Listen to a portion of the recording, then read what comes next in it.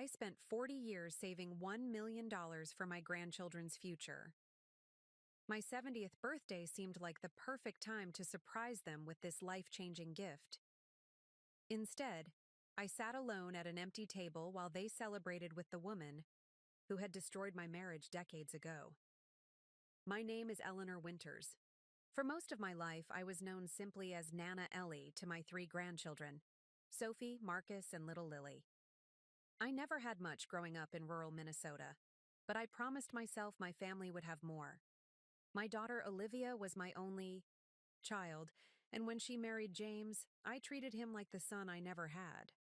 Before we jump back in, tell us where you're tuning in from, and if this story touches you, make sure you're subscribed, because tomorrow I've saved something extra special for you. I worked as a nurse for over 40 years, starting in the 1970s when the pay was barely enough to get by. But I was careful with money. Meticulous, some might say. While my colleagues upgraded their cars or took lavish vacations, I drove the same reliable sedan for 20 years and used my vacation days to babysit my grandchildren. It wasn't just about being frugal.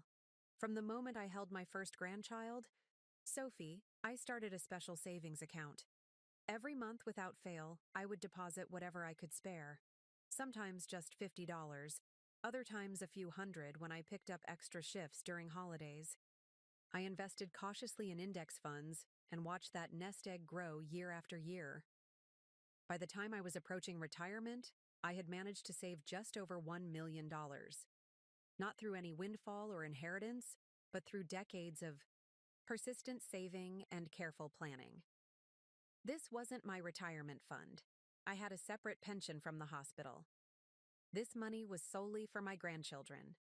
My plan was simple but meaningful. I would divide the money equally among Sophie, Marcus, and Lily when I turned 70. Sophie was in her final year of college, Marcus was starting his freshman year, and Lily was just entering high school. The money would set them up for success. Pay off Sophie's student loans, cover Marcus's education completely, and secure Lily's college future with plenty left over for them to buy homes or start businesses. I lived in a modest 2-bedroom house that I'd owned outright for years. The kitchen was small, but always filled with the aroma of freshly baked cookies when the grandkids visited. The backyard had a maple tree where we hung a tire swing that had delighted all 3 grandchildren through different stages of their lives. Olivia and James lived across town in a much larger house. James worked in commercial real estate, and, while they were comfortable, they weren't wealthy. The economic downturn 10 years ago had hit them hard, and they'd struggled to maintain their lifestyle. I'd helped them out several times with loans that I never expected to be repaid. $30,000 for a roof repair, $15,000 when James was between jobs, another $20,000 for Olivia to start a small business that ultimately failed. Despite these financial challenges, they never knew about the $1 million fund. I wanted it to be a surprise, something magical that would arrive at just the right moment in my grandchildren's lives.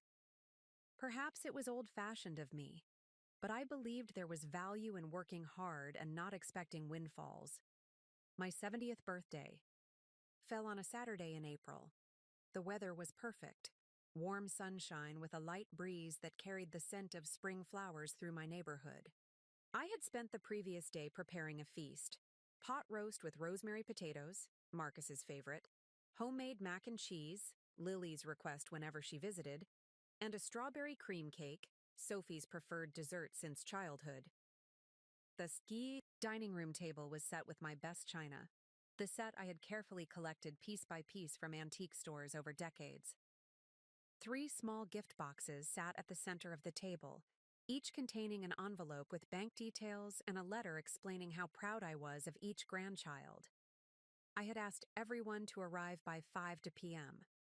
I put the finishing touches on the table, adjusted the flowers in their vase, and sat down to wait with nervous excitement fluttering in my chest. 5 o'clock came and went. By 5:30, I sent a text message to Olivia. "Everything's ready. Hope you're on your way." No response. At 6:15, I called James. The call went straight to voicemail, By 7, I had called each of them multiple times. The pot roast had dried out. The mac and cheese had formed a skin on top. The ice cream meant to accompany the cake had melted back into the freezer. At 8:30, my phone finally chimed with a text from Olivia. "So sorry, Mom. Completely forgot today was the dinner. Sophie had a thing at school, and then we all decided to go to Catherine's for dinner since we were already on that side of town. Can we reschedule for next weekend?" Catherine. The name hit me like a physical blow. Catherine Weber had been my husband Robert's administrative assistant for 15 years. She was also the woman he left me for after 31 years of marriage. The divorce had been finalized just months after Lily was born. Robert had missed the birth of his youngest grandchild because he was on a cruise with Catherine. For years after the divorce, Robert and Catherine lived in Arizona. I rarely spoke about them, and the grandchildren knew very little about the circumstances of our separation. Robert sent birthday cards with modest checks, but he wasn't present for school plays, graduations, or holiday gatherings. 3 months ago, I had heard from Olivia that Robert and Catherine had moved back to town. Robert's health was declining, early-stage Parkinson's, and they wanted to be closer to family. I hadn't seen him yet, and truthfully, I wasn't eager to. But now, on my 70th birthday, my family had chosen to have dinner with them instead of me. I sat alone at my dining room table, surrounded by cooling food and unopened gifts, and felt a hollowness expand inside my chest.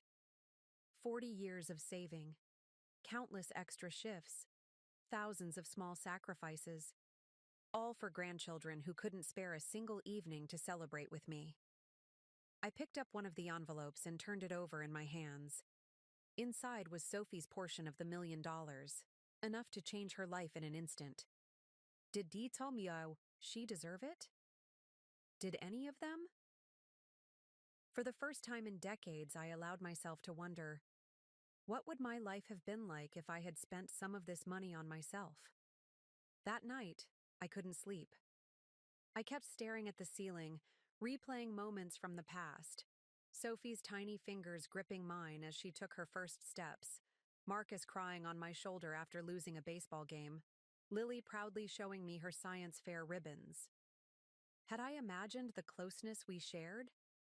Had I been nothing more than a convenient babysitter, an ATM when their parents needed cash? Around 2 a.m., I finally gave up on sleep. I made a cup of tea and sat at my kitchen table, still cluttered with the remnants of the birthday dinner nobody ate. On impulse, I opened my laptop and logged into Facebook, something I rarely did. There they were. Posted just 3 hours earlier. Photos of my family laughing around a dining table much larger than mine. Sophie with her arm around Catherine, both holding wine glasses. Marcus wearing the sweater I had knitted for his birthday last year. Lily perched on Robert's lap, her head resting against his chest. And at the center of the table, a lavish cake with the words, "Welcome home, Grandpa and Grandma Kate," in elegant blue frosting. Grandma Kate. The room seemed to tilt around me. Catherine wasn't just the woman who had stolen my husband. She had somehow claimed my grandchildren too, and they had given her my title, the name I had earned through countless nights of fever tending, homework helping, and nightmare soothing. I scrolled through the comments, each one a fresh wound. "So happy to finally have everyone together," Olivia had written. "Best family dinner ever," from Sophie. And most painful of all, a comment from Lily. "Love you, Grandma Kate. Your stories about Paris are so amazing." I had never been to Paris. Despite decades of saving, I'd never left the country. Vacations were spent visiting family or taking the grandkids to nearby lakes. International travel was a luxury I had postponed, always thinking there would be time later, after the grandchildren were taken care of. I closed my laptop, unable to look any longer. My teacup sat untouched, the liquid now cold. The next morning, my phone finally rang. It was Olivia. Preparing and narrating this story took us a lot of time, So if you are enjoying it, subscribe to our channel. It means a lot to us. Now back to the story. Mom, I'm so sorry about last night, she began, her voice carrying that familiar tone, the one she used when she needed something. It was just such a hectic day, and when Dad reminded us it was their housewarming dinner, your father knew it was my 70th birthday, I said quietly. A pause. Well, yes, but he said you'd understand. It's been so long since the kids have spent time with him, and Catherine went to so much trouble with the dinner. I spent 2 days cooking, I said. I used vacation days from the hospital. Mom, please don't make this difficult. We can celebrate your birthday next weekend. Catherine was even saying we should do something special for you. Maybe at their place since it's bigger. The audacity stole my breath. They wanted me to celebrate my birthday at the home of the woman who had replaced me, as if that would make everything better. No, I said simply. Mom, when did Robert move back exactly? I asked, cutting her off. Another pause, longer this time. About 3 months ago. And you didn't tell me until a few weeks ago. Why? We weren't sure how you'd take it. Dad thought it might upset you. And how long have the children been calling her Grandma Kate? The silence stretched. Finally, Olivia sighed. Look, it just happened naturally. Catherine has been so generous with them. She took Sophie to New York for her 16th birthday. She helped Marcus with his college applications. And she's been teaching Lily photography. Each revelation was another crack in my heart. While I'd been working extra shifts to save for their future, Catherine had been spending Robert's money to buy their affection. Mom, are you still there? Yes, I managed to say. Has Robert been generous financially as well? Well, yes. He paid for Sophie's study abroad semester in Italy. And he's covering Marcus's dorm fees. He says it's to make up for not being around when they were younger. The irony was almost too much to bear. Robert, who had barely acknowledged the grandchildren for years, was now playing the role of magnanimous grandfather, while I, who had never missed a school play or sports game, was an afterthought. And did you tell him about the roof? And James's unemployment? And your failed boutique? I asked. What? No, of course not, Olivia replied quickly. Too quickly. Olivia, don't lie to me. Not now. She sighed again. Fine. Yes, Dad helped us out with some expenses. But that's different. He's trying to make amends. With my money, I said flatly. What are you talking about? The divorce settlement, Olivia.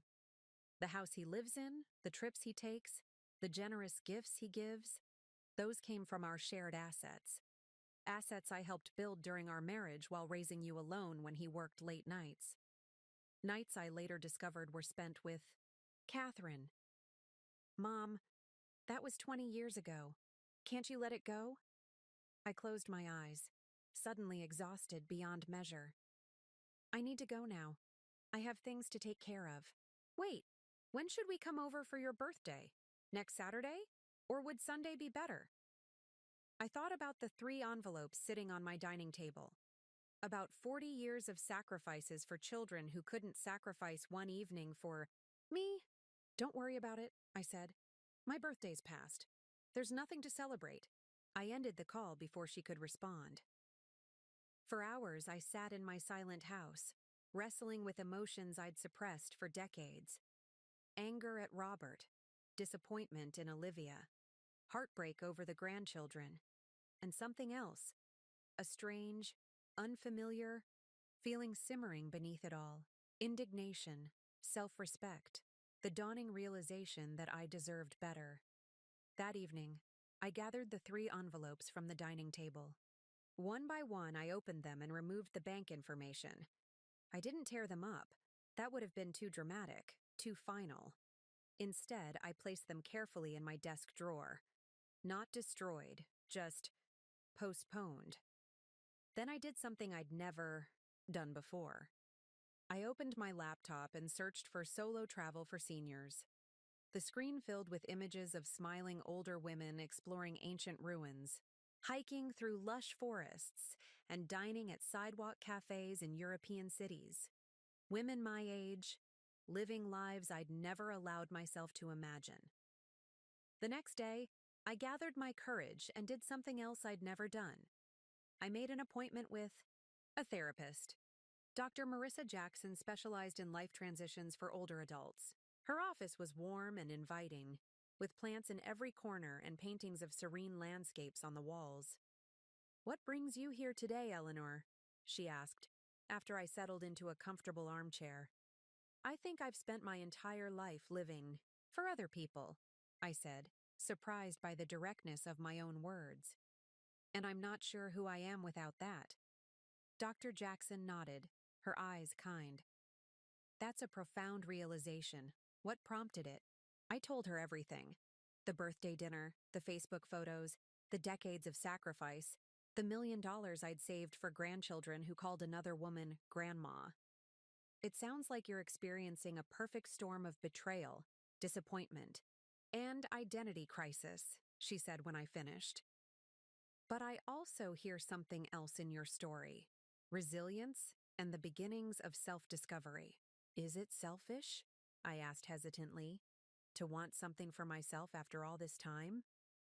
"Eleanor," she said gently, "taking care of yourself isn't selfish. It's necessary. Think of it like the oxygen masks on airplanes. You have to secure your own before helping others." "But what if it's too late? I'm 70 years old," she smiled. "I have clients in their 80s and 90s who are discovering new passions, taking risks, and reinventing themselves. It's never too late to start living authentically." I left that first session feeling both emotionally drained and strangely energized. On the drive home, I passed a small boutique with a grand opening sign in the window. On impulse, I pulled over and went inside. The store specialized in travel clothing and accessories for women. A friendly sales associate named Diane approached me. "Just browsing?" she asked with a warm smile. "Actually," I said, surprising myself again, "I think I might be planning a trip." "Wonderful. Where to?" I hesitated only a moment. "Paris. I think I want to see Paris." For the next hour, Diane helped me select a lightweight, wrinkle-resistant dress, comfortable walking shoes, and a small crossbody bag perfect for sightseeing. As I handed over my credit card, spending more on myself in 1 hour than I had in years, I felt a mixture of guilt and exhilaration. When I arrived home, there were 3 missed calls from Olivia and a text message. "Mom, please call me back. The kids are worried about you." I placed my new purchases on the bed and stared at the phone. Not yet. I wasn't ready to talk to them yet. First, I needed to talk to someone else. The next morning, I called Patricia Gonzalez, my financial advisor of 15 years. "Eleanor," she greeted me warmly, "I was worried when you didn't come in for your annual review last month. Is everything all right?" "I need to make some changes," I said, my voice steadier than I expected. "To the investment fund for my grandchildren." There was a brief pause. "Of course. Would you like to schedule an appointment?" "As soon as possible." 2 hours later, I sat in Patricia's sleek downtown office. Charts and graphs of my investment portfolio glowed on her computer screen. The $1 million fund for my grandchildren was displayed prominently, a neat upward trajectory spanning 4 decades of disciplined saving. "Before we discuss changes," Patricia said, folding her hands on her desk, "may I ask what prompted this? You've been remarkably consistent with your investment strategy for as long as I've known you." I took a deep breath and told her about my birthday, about the revelation that followed, about the growing certainty that I needed to reclaim some portion of my life and my money for myself. Patricia listened without interruption, her expression shifting from professional interest to genuine concern. "Eleanor," she said when I finished, "from a purely financial perspective, You've created an admirable legacy for your grandchildren. But from a personal perspective, she hesitated. What? I prompted. May I speak frankly? I nodded. I've been your advisor for 15 years, and in that time, I've watched you make sacrifice after sacrifice for your family. You drive a 12-year-old car with 200,000 miles on it. You haven't updated your home since the early 2000s. You've mentioned wanting to travel, but you've always put it off. She leaned forward. Meanwhile, you've helped your daughter and son-in-law financially multiple times, often without being repaid. I shifted uncomfortably. Hearing it laid out so starkly made me feel both validated and foolish. What are you suggesting? I asked. I'm suggesting that it might be time to reassess the allocation of your assets. The Grandchildren's Fund has grown significantly. Would redirecting a portion of it, say 15 or 20%, for your own use, significantly impact their futures? I did the mental math. Even if I took $200,000 for myself, each grandchild would still receive over $266,000, more money than I'd had at any point in my life until now. What would you do with that money, Eleanor? Patricia asked gently. If there were no obligations, no expectations, just you and your own desires. The question caught me off guard. What did I want? After decades of putting everyone else first, I barely knew. I'd travel, I said finally. Not just to Paris, but to all the places I've read about and never seen. I'd renovate my kitchen with the granite countertops I've always wanted. I'd buy a new car, nothing flashy, just something reliable with good safety features. I trailed off, overwhelmed by possibilities I'd never allowed myself to consider. Patricia smiled. That sounds like a wonderful start, and completely reasonable given your overall financial picture. She turned to her computer and began typing. Let me show you what this might look like. For the next hour, we crafted a new financial plan. I would move $200,000 from the Grandchildren's Fund into a new account for my personal use. The remaining $800,000 would stay invested for the grandchildren, but with new distribution terms. Instead of a lump sum at my 70th birthday, they would receive funds for legitimate educational expenses as needed. The bulk of their inheritance would come in staged payments starting when they each turned 30, with provisions for matching retirement contributions. This protects them and you, Patricia explained. It ensures the money goes toward building their futures, not just funding immediate desires. As she printed the paperwork for me to sign, Patricia asked, Have you thought about your will and broader estate planning? I hadn't, at least not recently. My will was simple, everything to Olivia, with the expectation that she would manage the grandchildren's inheritance. Given what you've shared today, Patricia said carefully, you might want to consider more specific provisions. She was right. If I couldn't trust Olivia to show up for my birthday dinner, how could I trust her to honor my wishes after I was gone? By the time I left Patricia's office, I had a new financial plan, an appointment with an estate attorney, and a strange, unfamiliar feeling in my chest. Something like freedom. On the drive home, I passed the hospital where I'd worked for nearly 4 decades. On impulse, I pulled into the visitors' parking lot and went inside. The main lobby had been renovated since my retirement 5 years ago, but the bustling energy remained the same. Doctors in white coats hurried past, families huddled in conversation. Volunteers in blue vests directed visitors with gentle efficiency. I took the elevator to the 5th floor, pediatrics, where I'd spent the majority of my career. The pediatric wing had always been my favorite, despite the heartbreak that sometimes came with it. There was something about helping children through illness that filled me with purpose. Eleanor? Eleanor Winters, is that you? I turned to see Nancy Delgado, the pediatric charge nurse who had been my protégé in my final years at the hospital. Nancy? I smiled genuinely for what felt like the first time in days. How are you? Overworked and underpaid, she laughed, giving me a quick hug. But loving every minute. What brings you back to the battlefield? I shrugged, just feeling nostalgic, I suppose. Nancy studied my face. Everything okay? You look. She trailed off, searching for the right word. I look how? I prompted. Different, she decided. Not bad different. Just, I don't know. Like something's changed. Everything's changed, I admitted. Or maybe I'm finally changing. Nancy glanced at her watch. I'm due for a break. Want to grab a coffee and tell me about it?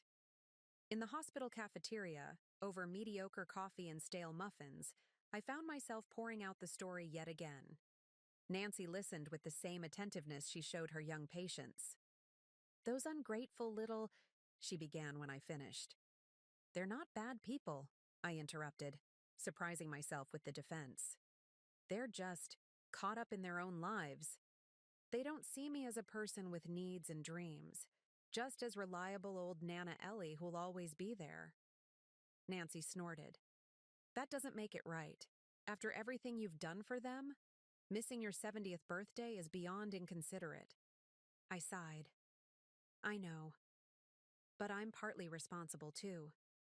I've spent so long putting them first that they've come to expect it. So what are you going to do? I'm going to Paris, I said, the decision crystallizing as I spoke the words. And then wherever else I want to go. I'm going to see the world before I leave it. Nancy's face broke into a wide smile. Now that sounds like a plan. When do you leave? I don't know yet. I need to get a passport for starters. I've never had one. Never? I shook my head. Robert, and I talked about taking a European vacation for our 25th anniversary. But then Olivia announced she was pregnant with Lily, and somehow we never got around to it. After the divorce. I trailed off, not needing to explain further. Nancy reached across the table and squeezed my hand. Well, it's never too late to start. And for what it's worth, I think you're doing exactly the right thing. As we said goodbye, in the hospital lobby, Nancy hesitated, then said, You know, Eleanor, we're always short on volunteers in pediatrics. If you're looking for something meaningful to do between trips around the world, the kids would love having someone read to them, or just sit with them when their parents can't be there. The suggestion touched something deep inside me, a reminder that I had value beyond my role as a grandmother, that I could still make a difference in children's lives even if they weren't my own flesh and blood. I'll think about it, I promised. Driving home, I realized I hadn't checked my phone in hours. When I finally did, I found more missed calls and increasingly worried texts from Olivia, and to my surprise, a voicemail from Sophie. Nana? Her voice sounded uncertain, almost childlike. Mom's freaking out because you're not answering. Are you okay? Call me back, please? I should have felt guilty for worrying them. Instead, I felt a strange sort of satisfaction. For once, they were thinking about me instead of the other way around. At home, I fixed myself a proper dinner. Not leftovers, not a microwave meal, but grilled salmon with roasted vegetables and a glass of good white wine. I ate at the dining room table, using my best china. The same china that had sat unused on my birthday.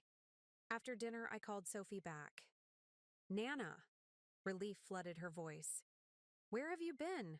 Mom's been trying to reach you all day. I had appointments, I said simply. I'm fine, Sophie. Just busy. Mom said you were upset about missing your birthday dinner. We're all really sorry about that. We want to make it up to you. I took a sip of wine before responding. Sophie, do you know what I was planning to give you all on my birthday? No? She sounded confused by the question. I've been saving money for you, Marcus and Lily, since you were born. A substantial amount of money that would have paid off your student loans, covered Marcus's college expenses, and secured Lily's education. Silence on the other end of the line, then...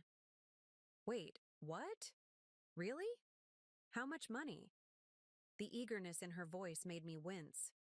Not, I'm sorry we hurt you, or, that was so thoughtful of you. Just, How much money? It doesn't matter now, I said. I've decided to make some changes to how and when the money will be distributed. What kind of changes? Her voice had sharpened, sounding remarkably like Olivia when she was anxious. I'll explain everything once I've finalized the details. But for now, please tell your mother I'm fine and there's no need to worry about me.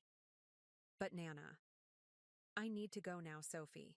I have plans to make. After hanging up, I opened my laptop and typed expedited passport application into the search bar. Then, solo tours Paris seniors and best time to visit France. By midnight, I had a list of things I needed to do. Apply for a passport, book a medical checkup to ensure I was fit for international travel, research accommodations in Paris, and find a travel agent who specialized in solo trips for seniors. For the first time in years, I fell asleep excited about the future. My future. The next morning, I was awakened by persistent knocking at my front door. I glanced at the clock, 7:15 a.m., too early for a casual visit. I pulled on my robe and made my way downstairs. Through the peephole, I could see Olivia on my porch, her expression a mixture of worry and irritation. I took a deep breath and opened the door. Mom! She pushed past me into the foyer. I've been trying to reach you for days. Why haven't you been answering your phone? Good morning to you too, Olivia, I said calmly. I've been busy, and I needed some time to think. She stared at me, taking in my appearance. Are you sick? You look different. I'm perfectly healthy, I assured her. Would you like some coffee? Without waiting for her answer, I walked to the kitchen and began measuring grounds into the coffee maker. Olivia followed, her high heels clicking on the tile floor. Mom, what's going on? Sophie said you told her something about money you've been saving. For the kids? And now you're changing your mind? I turned to face her. I didn't say I was changing my mind. I said I was making changes to how and when the money will be distributed. But why? Is this because of the birthday dinner? Mom, I said I was sorry. About that. We all are. But to punish the kids financially over one mistake seems extreme. I pressed the start button on the coffee maker and leaned against the counter. This isn't about punishment, Olivia. It's about me finally recognizing that I deserve to enjoy some of what I've worked for all these years. What does that mean? Exactly? It means I've moved some of the money, about 20%, into an account for my personal use. The rest will still go to the children, but not as an immediate lump sum. They'll receive funds for education as needed, and the bulk of the money when they're older and presumably more financially responsible. Olivia's face flushed. You can't do that. You promised that money would go to the kids. I never promised anything, I said firmly. I never even told you about the money until Sophie mentioned it yesterday. How did you know about it, by the way? She shifted uncomfortably. James and I were helping you organize your tax documents last year, remember? We saw the investment statements. And you didn't think to ask me about them? We figured you were saving it for the kids. That's what grandparents do. I laughed despite myself. Is that what grandparents do? Just save money and hand it over? Nothing else matters? Olivia had the decency to look embarrassed. You know that's not what I meant, isn't it? Because from where I'm standing, it seems like I'm only valued for what I can provide. Childcare when you're busy, money when you need it, a sympathetic ear when you're troubled. But when it comes to celebrating a milestone in my life, suddenly, everyone has something more important to do. That's not fair, she protested. We love you. The kids adore you. Do they? Then why are they calling Catherine Grandma Kate? Her face fell. You saw the Facebook photos. Yes, I did. The coffee maker beeped, signaling it was done brewing. I poured 2 mugs, handing one to Olivia. We moved to the kitchen table and sat across from each other. Look, Mom, Olivia began, wrapping her hands around the mug. I know this is awkward, but Dad and Catherine have been together for 20 years now. The kids have known Catherine their whole lives. It's natural that they'd develop a relationship. With her, too. I understand that, I said. surprised to find that I meant it.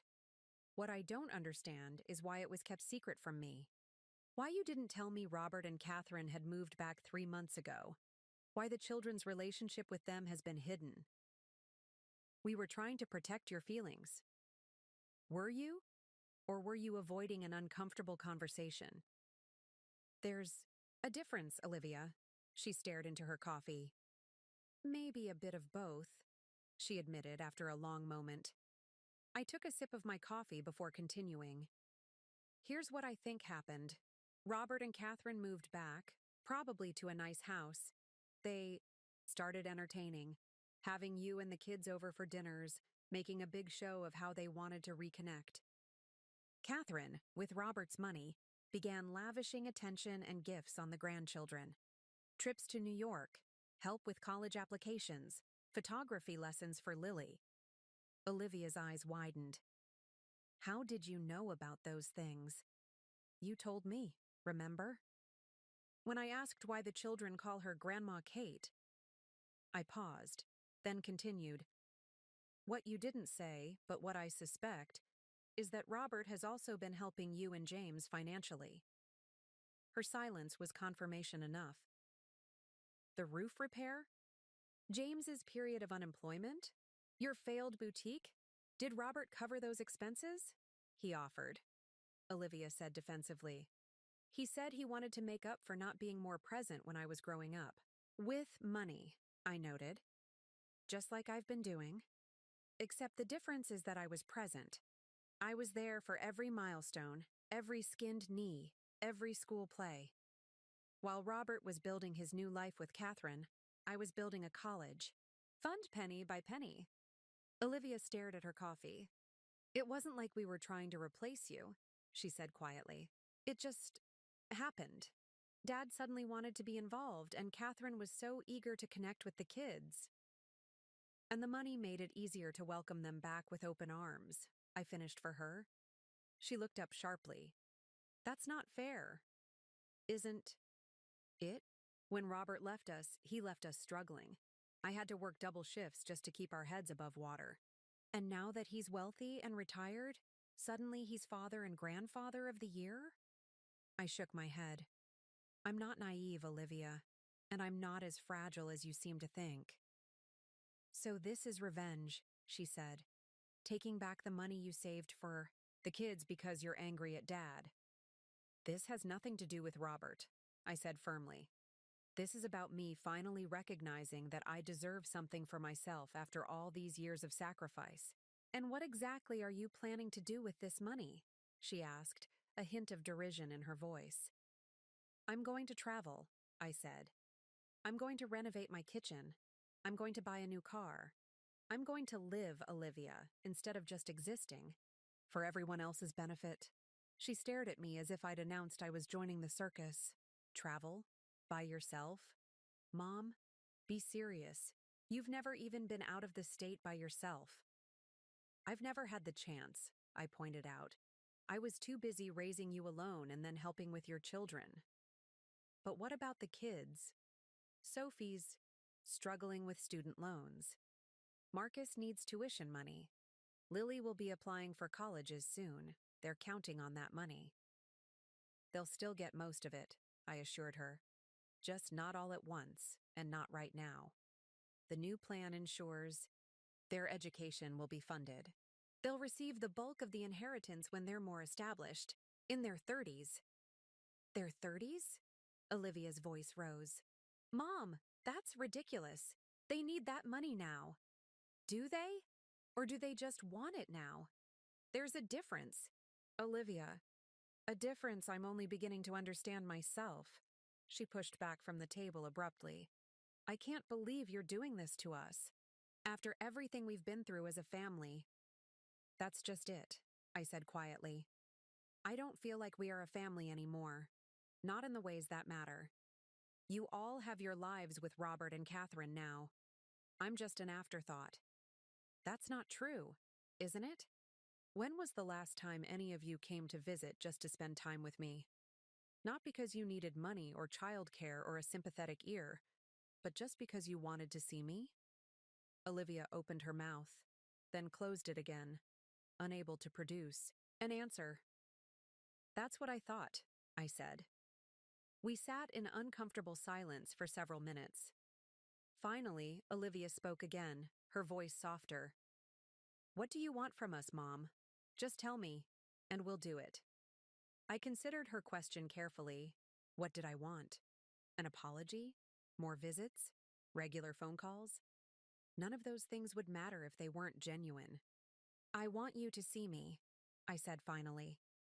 "Not just as your mother or the children's grandmother, but as Eleanor, a woman with her own desires and dreams and disappointments. I want to be included in your lives because you want me there, not because you feel obligated or because you need something from me. And if that's not possible, then I need to focus on building a life that fulfills me, even if that life doesn't revolve around all of you." Tears filled Olivia's eyes. "You make it sound like we don't care about you at all." "I know you care," I said gently. "But caring isn't the same as respecting, and lately I haven't felt very respected." She wiped away a tear. "So what happens now?" "Now I move forward with my plans. I've started the process for getting a passport. I'm researching trips to Paris. I've consulted with a kitchen designer, and I've made an appointment to test drive some new cars." "And what about us? The kids will be heartbroken when they find out about the money." "Will they be heartbroken about the money?" I asked. "Or about the relationship with me?" Olivia didn't answer. "You can tell them whatever you think best," I continued. "But I hope you'll be honest, both about why I've made these changes and about your own role in the situation." She stood up, smoothing her skirt with shaking hands. "I should go.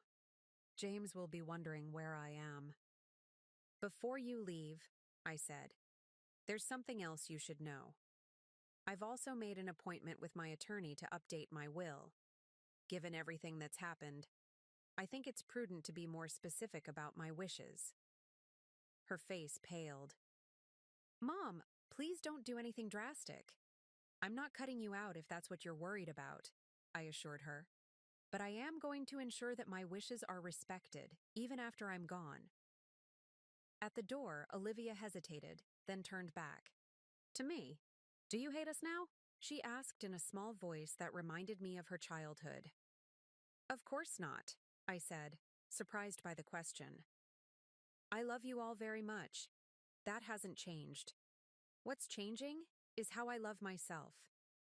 After she left, I sat on my porch swing, watching the spring flowers sway in the gentle breeze. The confrontation had been difficult, but also cathartic. For perhaps the first time in my adult life, I had prioritized my own needs without feeling guilty about it. My phone chimed with a text message. It was Olivia. "We're having a family meeting tonight to discuss everything. The kids want to know if they can come see you tomorrow." I considered the request. Was I ready to face the grandchildren? To see their disappointment when they learned about the changes to their inheritance? To hear their excuses about my birthday? But then again, wasn't this exactly what I'd asked for? To be included? To be seen? "Yes," I texted back. "But tell them to come prepared for an honest conversation. No more secrets or half-truths." Another chime. "I will. And Mom, I'm sorry. For everything." I put the phone down without responding. Words were easy. It was actions that would reveal whether anything had truly changed. That afternoon, I drove to the passport office and submitted my application with expedited processing. The clerk, a middle-aged woman with kind eyes, smiled as she reviewed my forms. "First, passport?" she asked. "Yes," I admitted. "I've waited a long time for this." "Any special trip planned?" "Paris," I said, surprised by the surge of excitement I felt just saying the word. "I'm finally going to see Paris." She stamped my application and handed me a receipt. "Well, Eleanor, I hope Paris is everything you've dreamed of." "I think it will be," I replied. "But more importantly, I think I'm finally becoming everything I've dreamed of." As I walked back to my car, I felt lighter than I had in years. The confrontation with Olivia had been painful, but necessary. And tomorrow would bring another difficult conversation with the grandchildren. But for the first time in decades, I was facing these challenges as Eleanor Winters, not just as Mom or Nana Ellie, but as a woman with her own identity, her own desires, and her own path forward. The next day dawned bright and clear, a perfect spring morning that seemed at odds with the emotional storm brewing inside me. I had slept fitfully, rehearsing what I would say to my grandchildren, imagining their reactions, preparing myself for their disappointment, or worse, their indifference. I spent the morning cleaning, though the house was already spotless. I baked chocolate chip cookies, a peace offering perhaps, or simply a way to busy my hands while my mind churned. The familiar rhythm of measuring, mixing, and baking was soothing, a reminder of simpler times when the children were young and a fresh-baked cookie could solve almost any problem. Around noon, the doorbell rang. I smoothed my hair, straightened my shoulders, and opened the door. All three of my grandchildren stood on the porch. Sophie, at 22, looked professional in a blazer and jeans, her dark hair pulled back in a neat ponytail. Marcus, 18, towered over his sisters, his lanky frame awkward in a button-down shirt that suggested Olivia had insisted he dress up for this visit. Lily, at 15, looked painfully young in her floral dress, her hair in braids reminiscent of how I used to style it when she was small. "Hi, Nana," Sophie said, her usual confidence dimmed by uncertainty. "Come in," I said, stepping aside to let them enter. They filed into the living room, perching uncomfortably on the edges of the furniture like visitors in a museum, not the children who had once built pillow forts on this very floor. "Would anyone like a cookie?" I offered. "They're fresh from the oven." "Yes, please," Marcus said quickly, relief evident in his voice. Food, at least, was safe territory. I brought a plate of cookies and a pitcher of lemonade, setting them on the coffee table. For a few minutes, we engaged in the most stilted small talk imaginable. Comments about the weather, Lily's upcoming science exam, Marcus's dorm roommate. No one mentioned my birthday, or Robert and Catherine, or the reason they were really here. Finally, Sophie cleared her throat. "Nana, Mom told us about the money you've been saving for us." She glanced at her siblings before continuing. "And about how you're reallocating some of it." "Yes," I said simply, not rushing to fill the uncomfortable silence that followed. "Mom said it's because we missed your birthday dinner," Lily blurted out, her young face creased with worry. "We're really sorry, Nana. We didn't mean to hurt your feelings." "It's not just about the birthday dinner," I said gently, though that was certainly part of it. "It's about what that evening represented. A pattern where I've become an afterthought in your lives." "That's not true," Marcus protested. "We love you, Nana." "I know you do," I assured him. "But love can take many forms. Sometimes it's thoughtful and attentive. Other times it's convenient." Sophie flinched at the word. "We've been busy with school and activities. It's not that we don't care." "I understand busy," I said. "I worked full-time as a nurse while raising your mother alone. I know what busy looks like. But we make time for the people and things that matter most to us." The room fell silent again, save for the ticking of the grandfather clock in the corner. "Mom also told us about Grandpa and Catherine," Marcus said finally. "About how we didn't tell you they moved back right away. And about how you saw the Facebook pictures from their welcome dinner," Lily added, her cheeks flushing with embarrassment. "Yes," I said. "I saw them." "We should have told you," Sophie admitted. "It's just that Grandpa made it sound like you and he had this huge, dramatic history that we shouldn't bring up. And then Catherine was so excited to see us, and she had all these cool stories about her travels, and it just seemed easier to keep everything separate."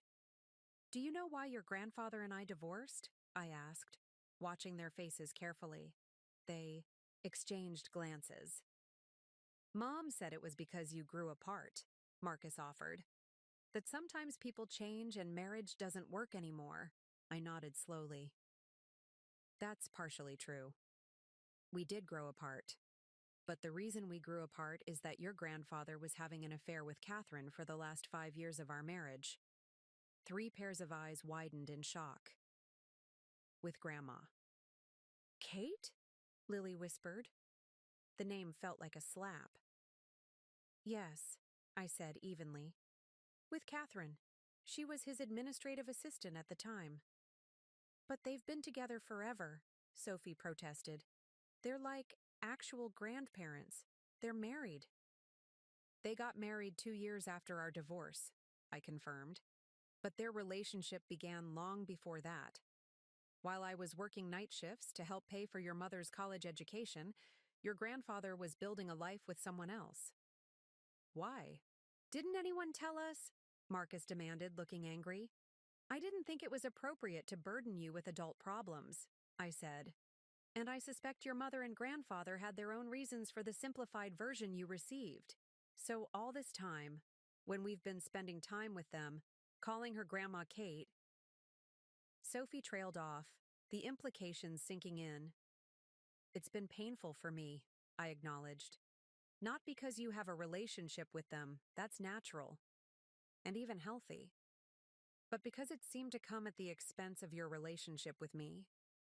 And because no one was honest about it. We didn't know, Lily said, tears welling in her eyes.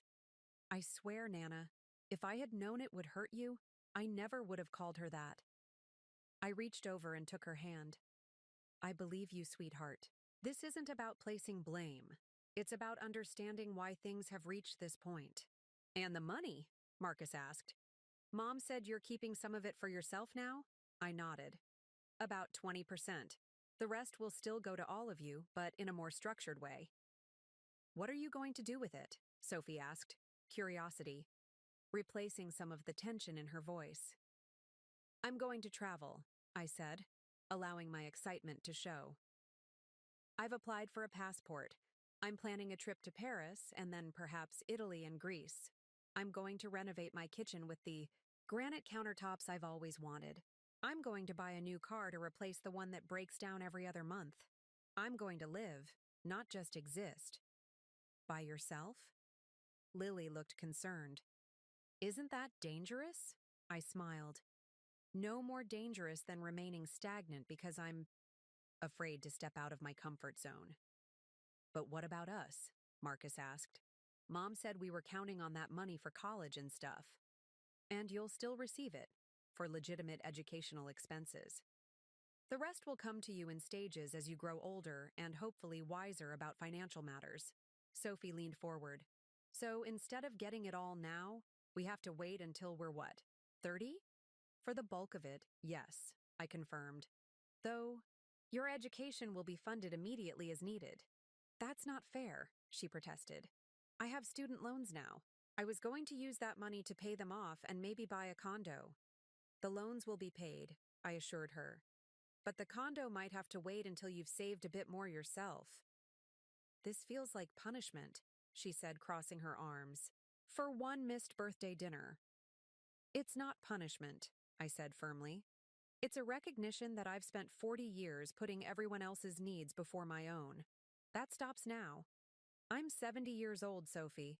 How many good years do I have left? 5? 10 if I'm lucky? Don't I deserve to enjoy some of the money I've worked so hard to save? She didn't answer, but her expression softened slightly. Let me ask you something, I continued. If the situations were reversed, if you had spent decades saving for someone else's future while denying yourself even small pleasures, would you consider it fair? The question hung in the air, unanswerable in its simple truth. I guess not, Marcus finally admitted. When you put it that way. I'm not trying to make you feel guilty, I said. I chose to save that money because I wanted to give you all a solid foundation. I still want that, but I also need to build a foundation for myself now, while I still can. So you're definitely going to Paris? Lily asked, a note of wonder creeping into her voice. Yes, I smiled.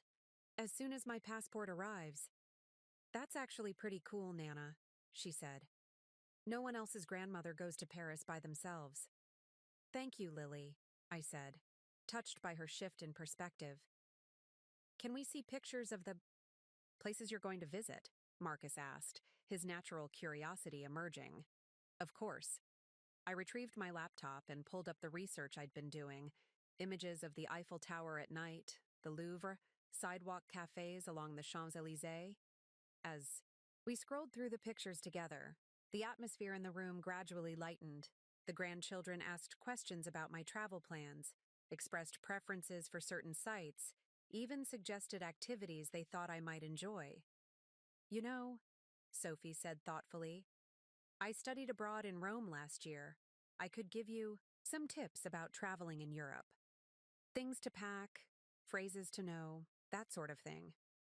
I'd appreciate that, I said sincerely. And I could help you set up Instagram, Lily offered, so you can post pictures of your trip, and we can all see them. Maybe we could FaceTime while you're there, Marcus suggested, like a virtual tour of Paris. Their enthusiasm was genuine, and for the first time in our conversation, I felt like they were seeing me, not as a passive grandmother figure whose only purpose was to provide for them, but as a person with dreams and agency. As the afternoon progressed, we finished the cookies and lemonade.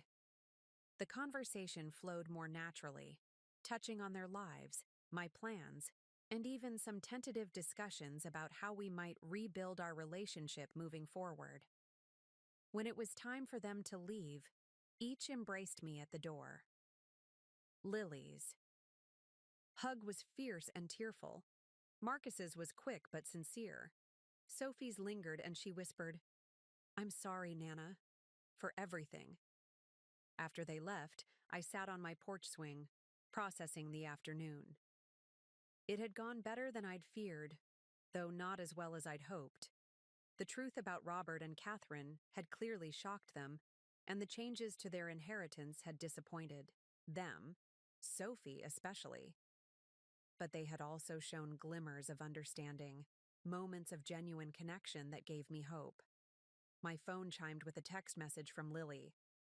Found this website for senior travel groups in Paris. Thought you might like it. A link followed. A small olive branch, perhaps, but a meaningful one. I clicked the link and began to read, a smile spreading across my face. The future, my future, was beginning to take shape. The next 2 weeks passed in a blur of activity. My passport application was processing expedited, and I'd booked an appointment with a travel doctor to ensure I had all necessary vaccinations. Patricia, my financial advisor, had helped me establish a separate travel fund with a dedicated credit card that wouldn't incur foreign transaction fees. I'd even purchased a new suitcase, sleek, lightweight, with spinner wheels that would make navigating airports and train stations easier. Each step was small, but together they formed a path leading me away from the person I had been and toward the person I wanted to become. The conversations with Olivia and the grandchildren had shifted something between us, though I wasn't yet sure if the change was positive. Olivia called more frequently, but her voice carried a careful formality that hadn't been there before. The grandchildren sent occasional texts, Marcus asking about my passport status, Lily sharing links to Paris travel blogs, Sophie offering brief updates about her job search after graduation. Their efforts felt tentative, like explorers testing thin ice. And perhaps that was appropriate. We were all navigating unfamiliar territory. One Tuesday morning, as I was researching Parisian hotels, my doorbell rang. I opened it to find Nancy Delgado, my former nursing colleague, standing on the porch holding a gift bag. Nancy, I exclaimed, genuinely pleased. What brings you here? I heard a rumor that Eleanor Winters is going to Paris, she said with a grin, stepping inside.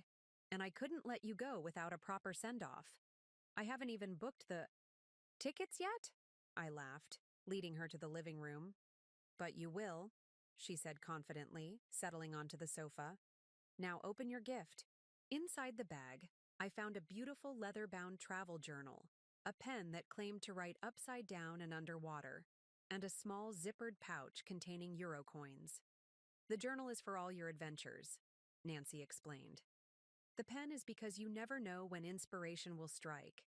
And the euros are just to get you started. I had them left over from my trip to Spain last year. I was touched by her thoughtfulness. Nancy, this is wonderful. Thank you. She waved away my gratitude. It's nothing. I'm just excited for you. She leaned forward, eyes sparkling. So, tell me everything. When are you going? Where are you staying? Have you booked tours? For the next hour, I shared my research and tentative plans while Nancy listened attentively, occasionally offering suggestions based on her own travels. Her enthusiasm was infectious, her support unwavering. You know, she said as our conversation wound down, not everyone would have the courage to do what you're doing. Travel to Paris? I asked, puzzled. Thousands of people do it every day. Not just the travel, she clarified. Standing up for yourself, setting boundaries with your family, choosing your own happiness after a lifetime of putting others first. That takes real courage, Eleanor. I hadn't thought of it that way. To me, it had felt less like courage and more like necessity. A desperate gasping for air after decades of slowly drowning. I'm not sure I had a choice, I admitted. After the birthday dinner, something just broke inside me. Or maybe it finally came together. I'm not sure which. Nancy nodded, understanding. Sometimes we need a catalyst, something that forces us to see clearly what we've been avoiding or denying. I just hope I'm not making a terrible mistake, I confessed, giving voice to the doubt that had been shadowing my newfound resolve. What if I get to Paris and hate it? What if I'm too old for adventure? What if the grandchildren never forgive me for changing the inheritance plan? What if you get to Paris and love it? What if you discover you're exactly the right age for adventure? What if the grandchildren learn valuable lessons about money and relationships? Nancy countered. You can play the what-if game forever, Eleanor. But at some point, you have to stop wondering and start living. After Nancy left, her words stayed with me. Stop wondering and start living. That afternoon, I took another small step forward. I booked my flight to Paris for June 15th, 6 weeks away. Then I called Golden Age Travel Agency and arranged a consultation for the following day to discuss accommodations and guided tours.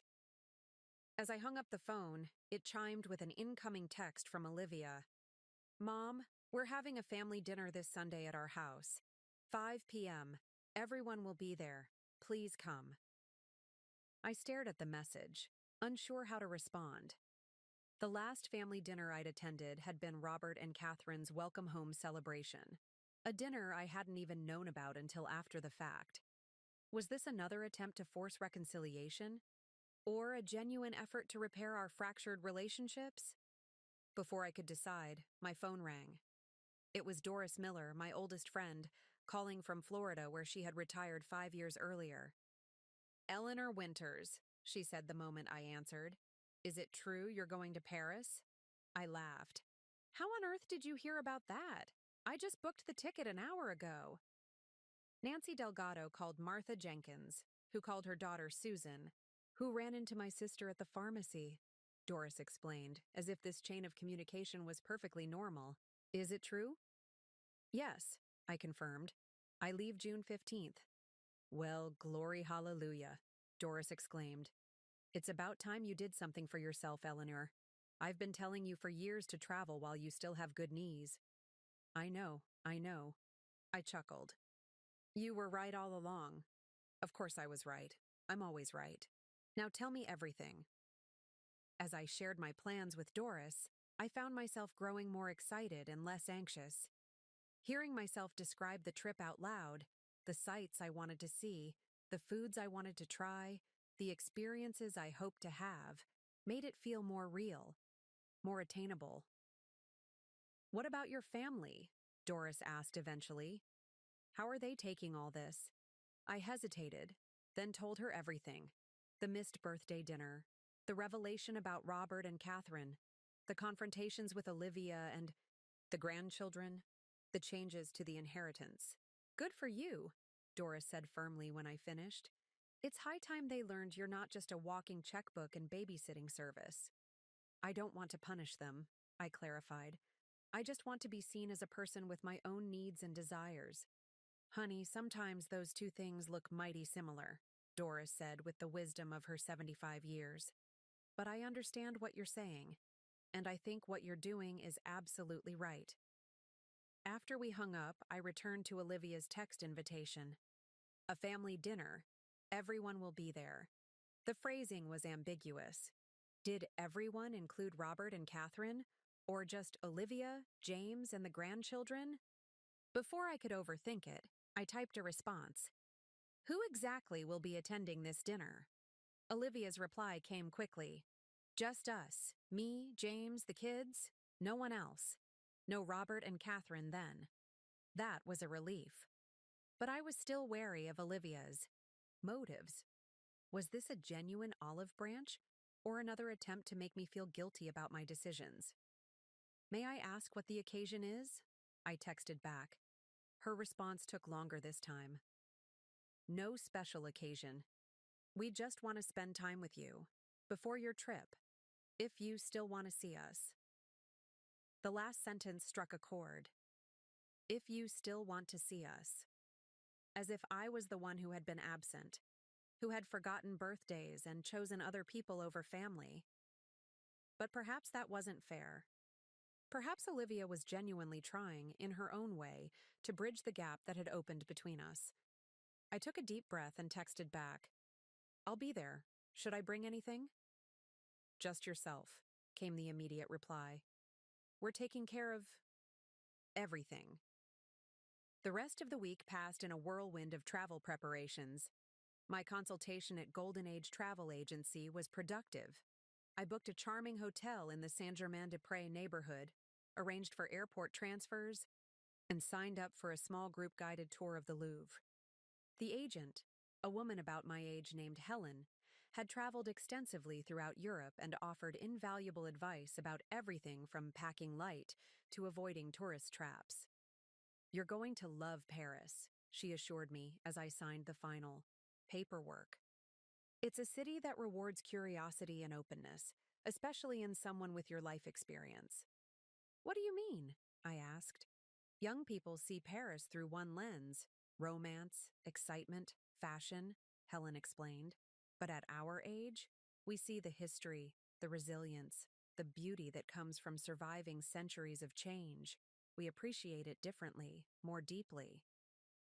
Her words stayed with me as I drove home, a new perspective that made my upcoming adventure seem even more meaningful. This wasn't just a vacation, it was a pilgrimage of sorts, a journey not just to see new places, but to discover new aspects of myself. Sunday arrived with clear skies and gentle spring sunshine. I dressed with care for the family dinner, choosing a floral blouse I'd bought recently, a small indulgence that would have seemed frivolous to me just weeks earlier. I even took time with my makeup and styled my hair, efforts I had largely abandoned in recent years. As I prepared to leave, I caught my reflection in the hall mirror. Something had changed in my face. The features were the same: the soft wrinkles at the corners of my eyes, the silver threading through my brown hair, the slight softening beneath my chin that no amount of creams could firm. But there was a liveliness in my eyes, a lift to my shoulders that had been missing for longer than I cared to admit. For the first time in years, I looked like a woman with a future, not just a past. With that thought buoying my spirits, I drove to Olivia's house, ready to face whatever this family dinner might bring. Olivia's house sat on a tree-lined street in one of the newer developments across town, a sprawling two-story with a manicured lawn and a three-car garage. It was the kind of home I had never aspired to own myself, preferring my modest, paid-for bungalow with its manageable yard and cozy rooms. But Olivia had always wanted more, more space, more luxury, more status. In that way, she took after Robert. I parked my aging sedan behind Marcus's used Corolla and sat for a moment, gathering my courage. Family dinners had once been a source of joy for me, a time to connect, to share, to nurture. When had they become something to dread? Before I could dwell on that thought, the front door opened. Lily bounded down the walkway, her long legs eating up the distance with the boundless energy of youth. "Nana!" she called, reaching the car just as I stepped out. "You're here!" Her enthusiasm seemed genuine as she wrapped me in a hug. "I was watching for you through the window," she admitted as she released me. "Mom's been stressed all day about this dinner. She changed clothes 3 times? Has she?" I was surprised by this glimpse of Olivia's uncertainty. Lily nodded solemnly. "She wants everything to be perfect. She even made that carrot cake you like, from scratch, not from a box. And she never bakes from scratch." The revelation touched me. Whatever else happened this evening, this small effort meant something. As we approached the house, the rest of the family appeared at the door. Olivia, looking elegant but slightly anxious in a blue dress I'd never seen before. James, tall and distinguished with new strands of gray at his temples. Sophie, her posture stiff, but her smile making an effort. And Marcus, his natural ebullience only slightly dimmed by the tension in the air. "Mom," Olivia stepped forward, her voice carefully modulated. "I'm so glad you could come." "Thank you for inviting me," I replied, equally careful. James moved in for a hug, warm but brief. "Good to see you, Eleanor. It's been too long." "Look at you," Sophie exclaimed, her eyes widening slightly as she took in my appearance. "You look different, Nana." "Good different or bad different?" I asked, half joking. "Good," she said decisively. "Really good. I like your blouse." Inside, the house sparkled with cleanliness. The dining room table was set with Olivia's best china, the yacht set Robert and I had given them as a wedding gift, I noted with a pang. "Can I get you something to drink?" James offered. "Wine? Iced tea?" "Iced tea would be lovely," I said, settling into an armchair. The conversation started tentatively, with safe topics like the unseasonably warm weather and Lily's upcoming school dance. Gradually, as James distributed drinks and Olivia brought out appetizers, homemade spinach dip with fresh vegetables, another small effort that didn't go unnoticed, the atmosphere warmed slightly. "So," Marcus said, reaching for a carrot stick, "Mom says you're really going to Paris, Nana. Like, for real." "For real," I confirmed, unable to suppress a smile. "My passport should arrive next week, and I've already booked my flight and hotel." "That's so cool," Lily said, her eyes wide with admiration. "How long will you be gone?" 2 weeks. I fly out June 15th and return on the 29th. "Are you going alone?" Sophie asked, her tone suggesting she found the idea concerning. "Yes," I said firmly. "Though I've arranged for some guided tours and day trips with small groups. The travel agent I'm working with specializes in solo travelers my age." "Is that safe?" Olivia asked, echoing her daughter's concern. I resisted the urge to roll my eyes. Paris is one of the safest major cities in the world, especially for tourists. And I'm not exactly helpless, Olivia. I navigated the Chicago subway system by myself when I attended that nursing conference in '85. "That was 40 years ago, Mom," she pointed out. "And I've gained 4 decades of wisdom since then," I countered. "Plus smartphones and Google Maps." James chuckled. "She's got you there, Liv." Olivia's mouth tightened slightly, but she didn't argue further. "What are you most excited to see in Paris, Nana?" Marcus asked, deftly changing the subject. I considered the question seriously. "The Musée d'Orsay, I think. I've always loved Impressionist art, Monet, Renoir, Degas, and the building itself is fascinating. A converted railway station with this magnificent clock. Though I'm also looking forward to simply wandering the neighborhoods, finding little cafes, watching Parisian life unfold. That sounds amazing, Lily sighed dreamily. I want to travel like that someday. You will, I assured her. When you're ready, when you've earned it. The subtle emphasis on earned wasn't lost on anyone.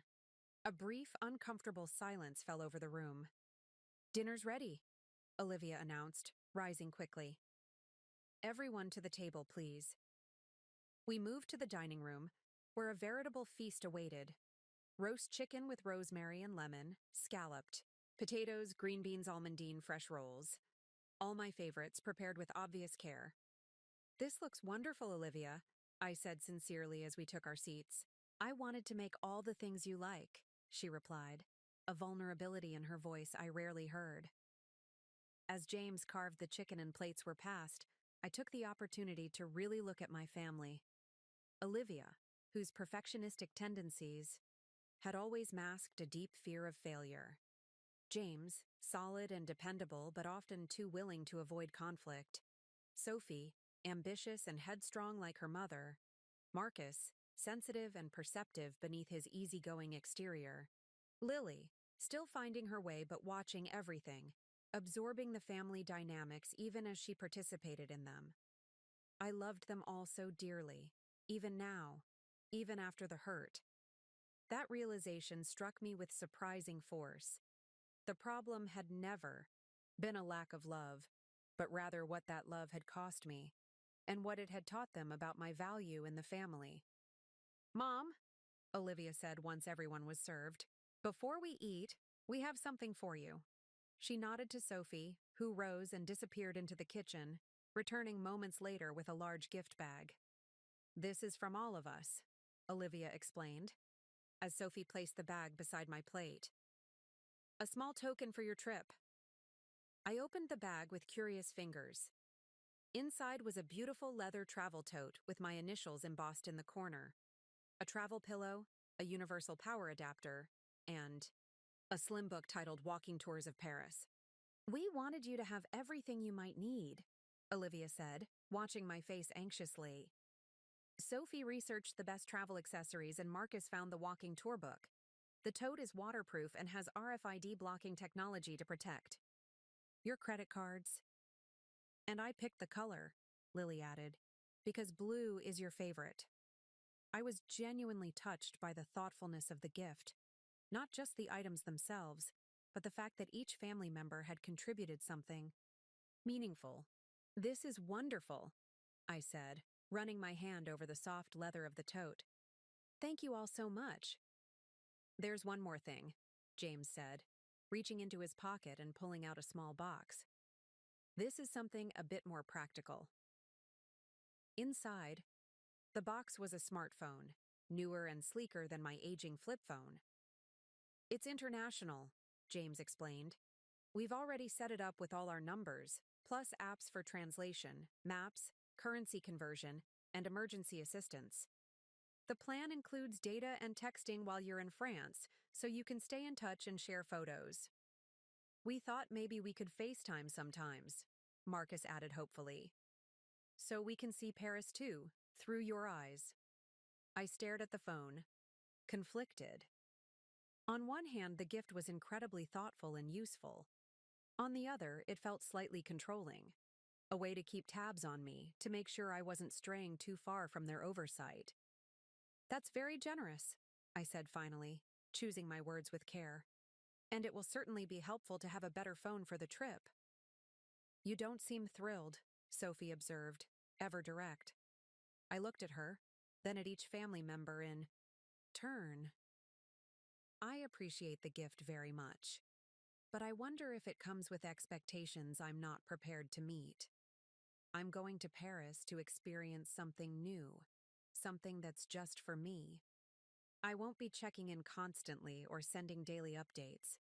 We wouldn't expect that, Olivia said quickly. Too quickly. Wouldn't you? I asked gently. Isn't that partly why you chose this particular gift? So you could be sure I was safe, so you could reach me whenever you wanted? Olivia flushed. Is that so wrong? To want to know you're okay? No, I acknowledged. It's not wrong, but it is a continuation of old patterns.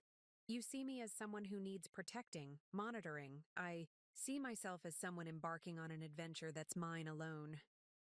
An uncomfortable silence fell over the table. Look, I continued, softening my tone.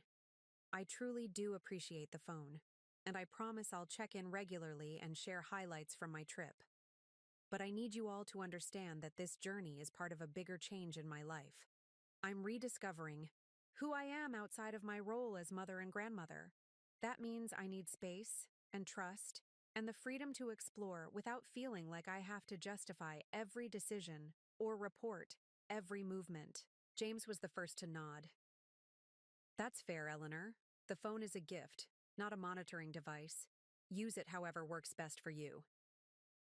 It's just that we're not used to thinking of you as adventurous, Olivia admitted. You've always been so reliable, so present. This feels like a sudden change. It's not sudden to me, I said. It's been building for years, decades, really. I just didn't have the courage to acknowledge it until recently. Because of the birthday dinner, Sophie stated flatly. That was the catalyst, I agreed. But the feelings were there long before that.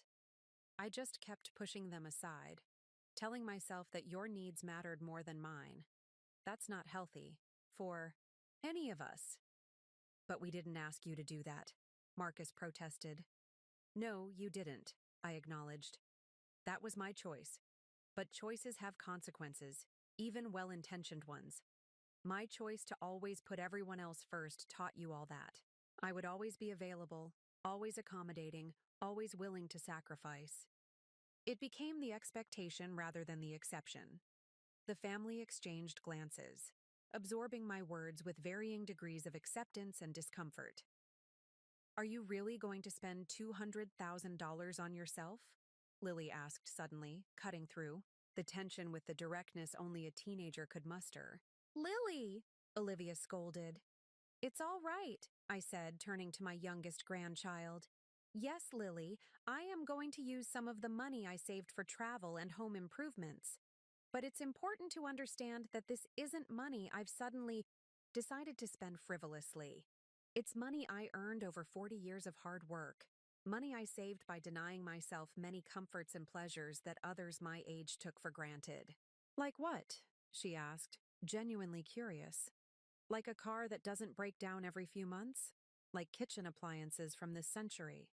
Like travel, not just to Paris, but even weekend trips to neighboring states? I haven't bought new furniture since before you were born. My winter coat is 15 years old. I've never had a professional manicure or visited a spa. The specificity of these examples seemed to land with the family in a way my broader statements hadn't. They looked around at each other, perhaps seeing for the first time the contrast between their comfortable lifestyle and the austerity I had chosen in order to provide for their future. I had no idea, Sophie murmured, looking slightly ashamed. Of course you didn't, I said gently. You weren't supposed to. I wanted you all to have opportunities I didn't have, without worrying about the cost. And I don't regret that choice. I just need to balance it now while I still can. James raised his glass. To balance, then, and to new adventures. The rest of the family joined the toast, and the tension in the room eased slightly as we turned our attention to the meal. The conversation shifted to lighter topics: Lily's upcoming science fair project, Marcus's summer internship prospects, Sophie's job interviews in the city. As we finished the main course and Olivia brought out the carrot cake, I noticed a subtle change in the family dynamic. They were making more effort to include me in the conversation, asking my opinion on topics beyond grandmotherly advice, sharing stories and jokes that didn't center around family obligations or past events. It was a small shift, but a meaningful one. They were beginning to see me differently, not just as Nana Ellie, the reliable matriarch whose only purpose was to support them, but as Eleanor, a woman with her own passions, opinions, and future. When the evening finally wound down and I prepared to leave, each family member embraced me with what felt like genuine warmth. I'm sorry, Olivia whispered as she hugged me at the door. For everything. I'm trying to understand. I know, I whispered back. So am I. As I drove home under a canopy of stars, I realized that tonight, for perhaps the first time in years, I had felt both loved as a mother and grandmother, and respected as an individual. The two weren't mutually exclusive after all. It wasn't perfect. There were still wounds to heal, patterns to break, boundaries to establish. But it was a start. A genuine step forward on this new path I was forging, not just to Paris, but to a life reclaimed. The days following the family dinner brought a tentative new rhythm to my interactions with Olivia and the grandchildren. The texts and calls continued, but with a different tone, less obligation, more genuine interest. Lily sent me links to virtual tours of Parisian landmarks. Marcus helped me set up the new smartphone, patiently explaining features I hadn't known existed. Sophie surprised me with a visit one afternoon, bringing coffee and offering to help me shop for travel clothes. I've been thinking about what you said, she admitted as we sat on my porch swing, about sacrificing all those years. It never occurred to me that you were going without things you wanted or needed. It wasn't a hardship, really, I assured her. I chose it. Still, she persisted, I feel like I, took advantage of your generosity without ever considering what it cost you. Her self-awareness touched me. Sophie had always been the most like Olivia, pragmatic, focused, sometimes blindly ambitious. This reflectiveness was new. We're all learning, I said. Me included. Small steps, subtle shifts. A family slowly, finding its way back to each other, but with new boundaries, new understanding. May turned to June. My passport arrived, a small blue booklet empty of stamps but full of possibility. The formal paperwork for the changes to the inheritance fund was completed, with Patricia handling the technical details. My kitchen renovation was scheduled to begin while I was in Paris, with Nancy agreeing to oversee the contractors in my absence. Life was moving forward, gaining momentum towards something new and hopeful. Then, one Wednesday morning in early June, just 10 days before my departure for Paris, I had an encounter that threatened to shake my newfound confidence. I was in Thornton's department store, browsing the travel section for lightweight, wrinkle-resistant clothing, when a familiar voice called my name. Eleanor? Eleanor Winters, is that you? I turned to find Catherine Weber, now Catherine Smith, standing a few feet away, elegant in a cream linen suit, her silver blonde hair swept into a chic updo. Even at 65, she was striking, with the kind of confident beauty that comes from a lifetime of being admired. Catherine, I acknowledged, my voice cooler than the store's air conditioning. We hadn't spoken directly in 20 years. I thought that was you, she said, stepping closer with a bright smile that didn't reach her eyes. Robert said you still lived in town, but our paths haven't crossed until now. Imagine that, I said, turning back to the clothing rack, hoping she would take the hint. She didn't. I understand congratulations are in order, she continued. Olivia mentioned you're planning a trip to Paris. How exciting for you. The fact that Olivia had been discussing my plans with Catherine sent a wave of irritation through me. Of course they talked. They were family now, in a way that excluded me. Yes, I replied shortly. I leave next week. Paris is magical, Catherine said with a sigh. Robert and I try to go every few years. In fact, we just returned from a month. In Europe in April, Paris, Rome, the Greek Isles. That's why we missed your birthday gathering. We were still in Santorini. I stared at her, momentarily confused. My birthday gathering? Yes, the dinner Olivia had planned for your 70th. She was so disappointed when the children chose to come to our welcome home dinner instead. But you know how kids are. They get excited about one thing and forget about another. Realization dawned slowly, then crashed over me like a wave. There had been a planned birthday dinner. The children hadn't simply forgotten, they had chosen deliberately to attend Catherine and Robert's welcome home dinner instead. I see, I said, my voice sounding distant even to my own ears. Catherine's smile turned sympathetic, though her eyes remained calculating. Oh dear, did you not know? I assumed Olivia had explained everything. How awkward. I recognized the tactic for what it was, a deliberate attempt to hurt me, to assert her position in the family hierarchy. 20 years ago, it would have devastated me. Today, it merely clarified things I had already suspected. Not awkward at all, I said, summoning a genuine smile. It's actually helpful to understand exactly what happened. Thank you for clearing that up. Catherine seemed taken aback by my calm response. She had expected tears, perhaps, or angry denials. Well, she recovered quickly. Water under the bridge now, I suppose. I must say, Paris is an interesting choice for a solo traveler your age. Robert and I find that guided tours are so much more appropriate for seniors. All those stairs and hills in Paris can be quite challenging. I'm in excellent health, I informed her. My doctor says I have the stamina of someone 20 years younger. How fortunate, she murmured. Still, wouldn't you be more comfortable with a companion? Perhaps one of the grandchildren could join you. Sophie spent a semester in Rome, you know. She's quite the experienced traveler. I'm aware of Sophie's study abroad experience, I said. But this trip is just for me. A personal adventure. Catherine's eyebrows rose slightly. How independent of you.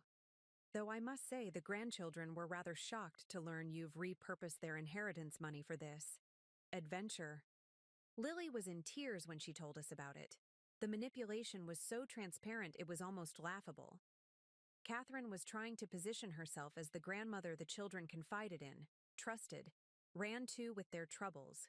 Troubles caused by me and my selfish decisions. How interesting, I said, selecting a navy travel dress from the rack and holding it up for inspection. Because Lily helped me research Paris walking tours just yesterday. She seemed quite excited about my trip. Catherine's smile faltered slightly. Well, children are resilient, aren't they? And speaking of the grandchildren, we're hosting Sophie's graduation party next weekend at our house. I do hope you'll come. The whole family will be there, and it would mean so much to Sophie. This was news to me. Sophie's graduation had been 2 weeks ago, a small family celebration at Olivia's house that I had attended. There had been no mention of another party. How thoughtful of you to host, I said neutrally. It's the least we can do, Catherine said with a practiced air of modesty. Our home is so much more suited to entertaining than Olivia's. And Robert wanted to do something special for his first grandchild's graduation. He's ordered a case of champagne from France, and we're having the event catered by Marcel's. You know that French bistro downtown? Each detail was carefully calibrated to emphasize what Catherine and Robert could provide that I couldn't. Luxury, extravagance, connections. The expensive champagne, the high-end catering, the spacious home. 20 years ago, I would have felt diminished by these comparisons. Today, I saw them for what they were. The desperate tactics of a woman who had stolen a husband, but never quite managed to steal the moral high ground. It sounds lovely, I said, gathering the clothes I had selected. I'm sure Sophie will appreciate the gesture.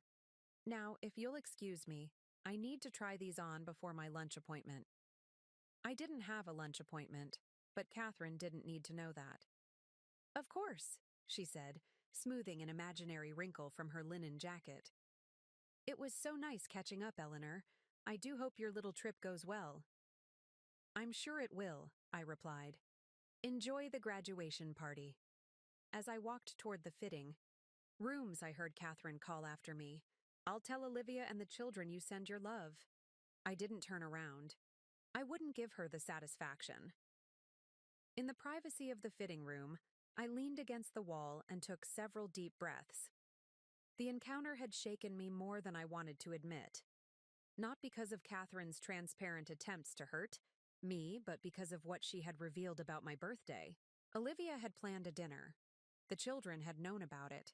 And they had chosen, consciously and deliberately, to go to Robert and Catherine's instead.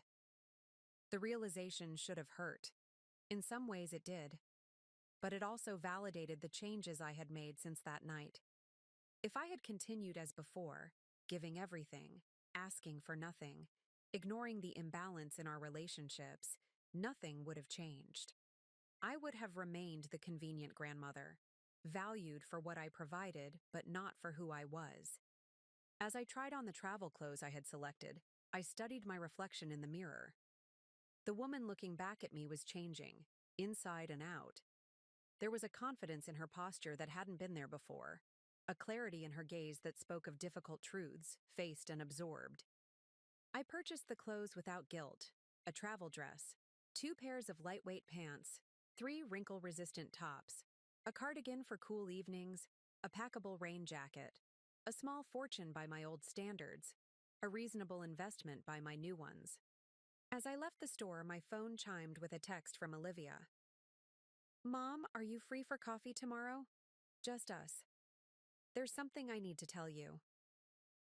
I stared at the message, wondering if Catherine had already reached out to her, if tomorrow's conversation would be about the graduation party I hadn't been invited to, or some other revelation designed to test my newfound resolve.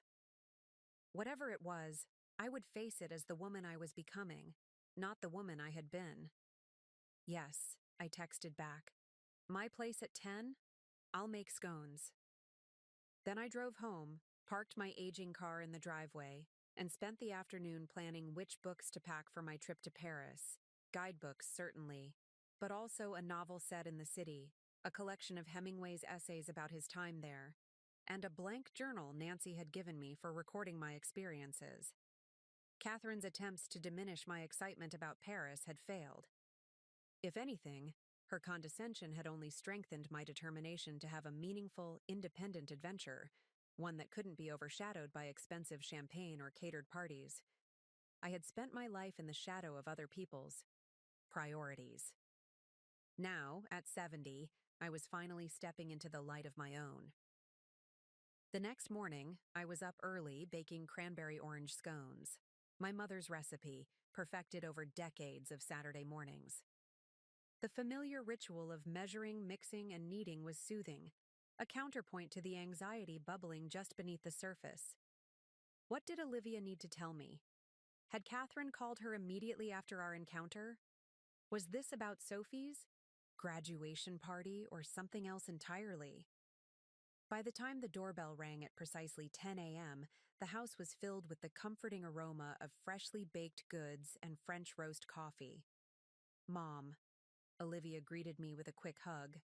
She looked tired, shadows beneath her eyes suggesting sleepless nights. "Something smells wonderful." "Cranberry orange scones," I said, leading her to the kitchen. "Still your favorite, I hope." "Always," she managed a smile. We settled at the kitchen table, steaming mugs of coffee and warm scones between us. For a few minutes, we engaged in careful small talk: the unseasonably warm weather, James's recent promotion, Lily's last days of sophomore year. Finally, Olivia set down her coffee mug with a deliberate motion. "Mom, I ran into Catherine yesterday at the grocery store. She mentioned she saw you at Thornton's." "Yes," I said, keeping my voice neutral. "We had an interesting conversation." Olivia winced slightly. "She said she might have let something slip about your birthday dinner. That you didn't know we had actually planned something?" "She did mention that, yes." "Mom, I can explain." I held up a hand, interrupting her. "Before you do, I'd like to know one thing. Was it true? Had you planned a birthday dinner that the children chose not to attend in favor of Robert and Catherine's welcome home celebration?" Olivia's gaze dropped to her coffee cup. "Yes," she admitted quietly. "But it wasn't like Catherine made it sound. We had talked about having a dinner here for your birthday. Nothing formal, just family. But then Dad and Catherine moved back that same week, and they were eager to reconnect with everyone. So you chose their dinner over mine," I finished. "For her?" We didn't think it was a big deal, she said, a defensive note creeping into her voice. We figured we'd just celebrate your birthday the following weekend. It wasn't like you had planned anything special. The casual dismissal stung more than I expected. Didn't I? I took 2 vacation days from the hospital to prepare. I cooked all your favorite foods. I set the table with my best china. Olivia looked genuinely surprised. You did? You never said anything about that. Why would I?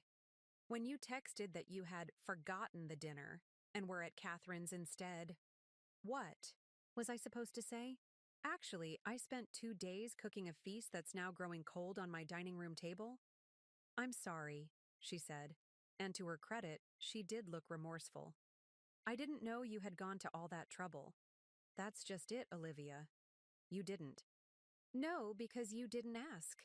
You assumed, as you always do, that your plans, your priorities were more important than mine. She flinched at the directness of my words. That's not fair, isn't it? Be honest with yourself. If not with me, when was the last time you considered my feelings before making a family decision? When was the last time you asked what I wanted instead of telling me what was going to happen?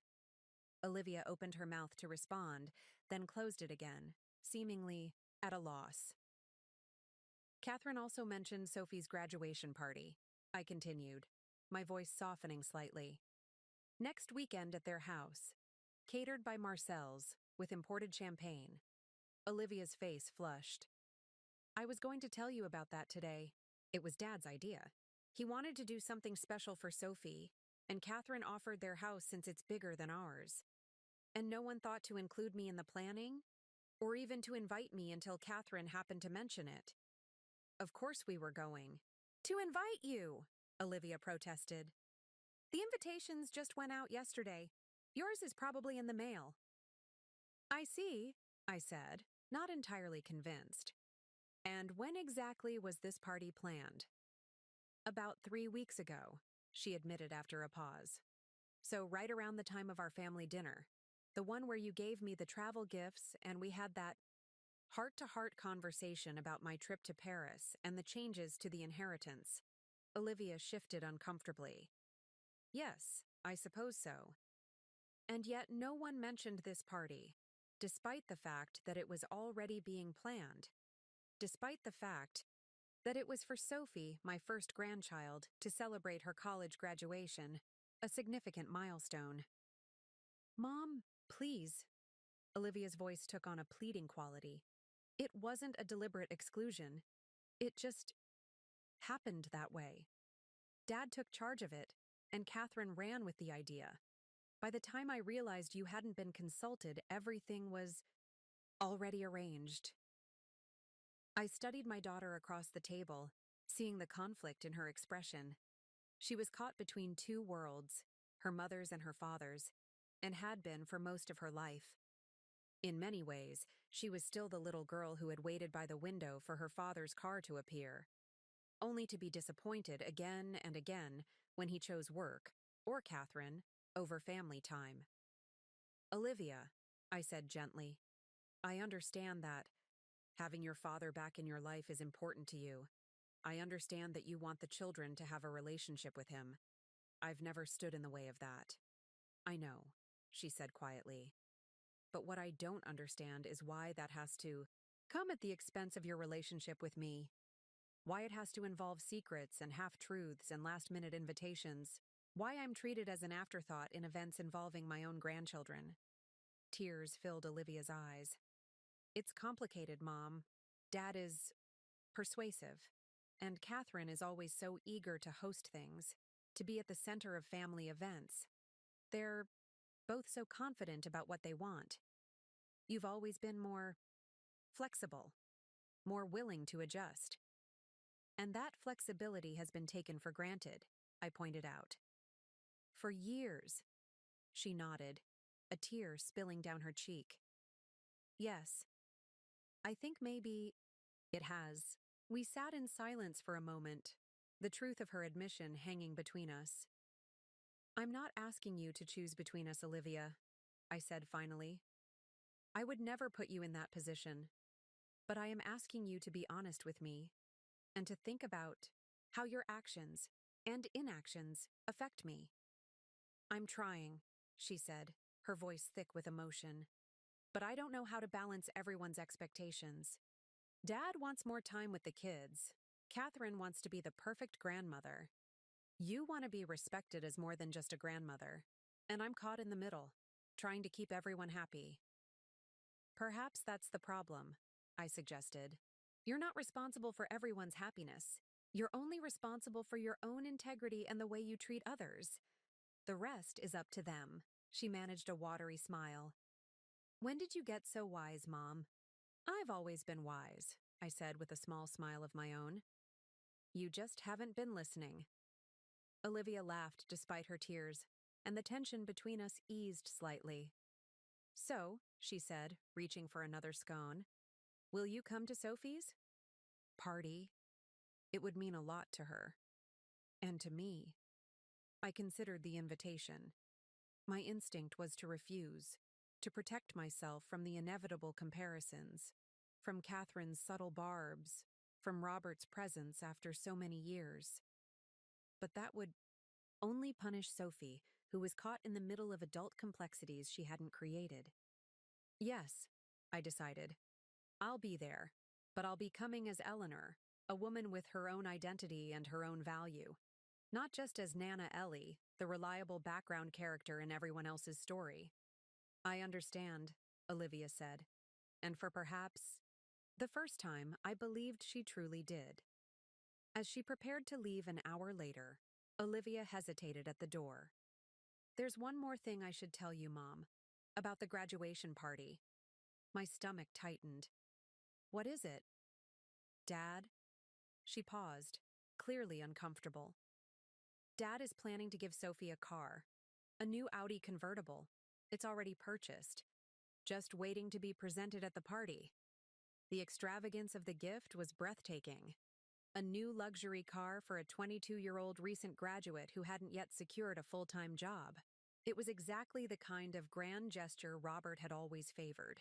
Impressive, public, and ultimately designed to create an obligation that could never quite be repaid. I see, I said, working to keep my voice steady. That's very generous of him. I wanted you to know beforehand, Olivia explained, so you wouldn't be surprised at the party, and so you'd understand why Sophie might seem overwhelmed by his gift. What she meant, of course, was that Sophie's reaction to her grandfather's lavish present might overshadow her appreciation for whatever more modest gift I might bring. She was trying, in her way, to protect my feelings. Thank you for telling me, I said sincerely. I appreciate the consideration. After Olivia left, I sat on my porch swing, processing our conversation. The revelations about my birthday dinner were painful, but not entirely surprising. The graduation, party dynamics were more complicated, a minefield of family politics, competing grandparents, and materialistic displays of affection.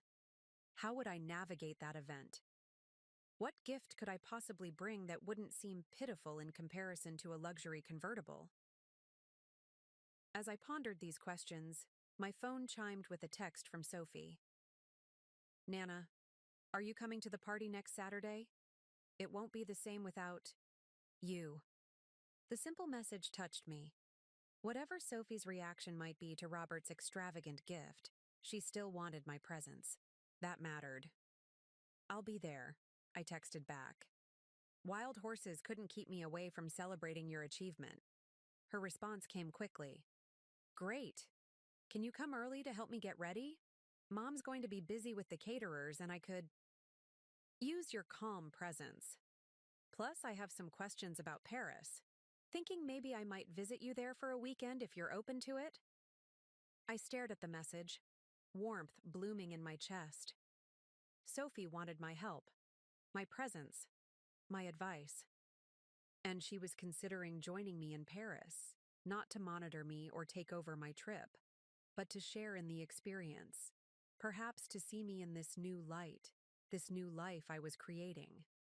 I would love that, I replied. Both helping you get ready and having you visit Paris. We can talk details when I see you. As I set the phone down, I realized something important. I didn't need to compete with Robert's extravagant gift. Sophie wasn't asking me for material things. She was asking for my time, my wisdom, my companionship. Those were gifts Robert, for all his wealth and grand gestures, had never consistently provided. The thought was freeing. I didn't need to measure my worth as a grandparent by the price tag of my gifts. I had something far more valuable to offer. A lifetime of love, shown not through flashy displays but through steady presence, through thousands of small moments of care and attention. With that realization, I knew exactly what to give Sophie for her graduation. Not something that would compete with Robert's Audi, but something that would complement the journey she was beginning. That afternoon, I drove to Harrison's Jewelry, a family-owned shop downtown that had been in business since before I was born. The bell above the door jingled softly as I entered, and Mr. Harrison himself greeted me from behind the counter. "Eleanor Winters," he smiled warmly. "I haven't seen you in ages. What brings you in today?" "I need a gift for my granddaughters.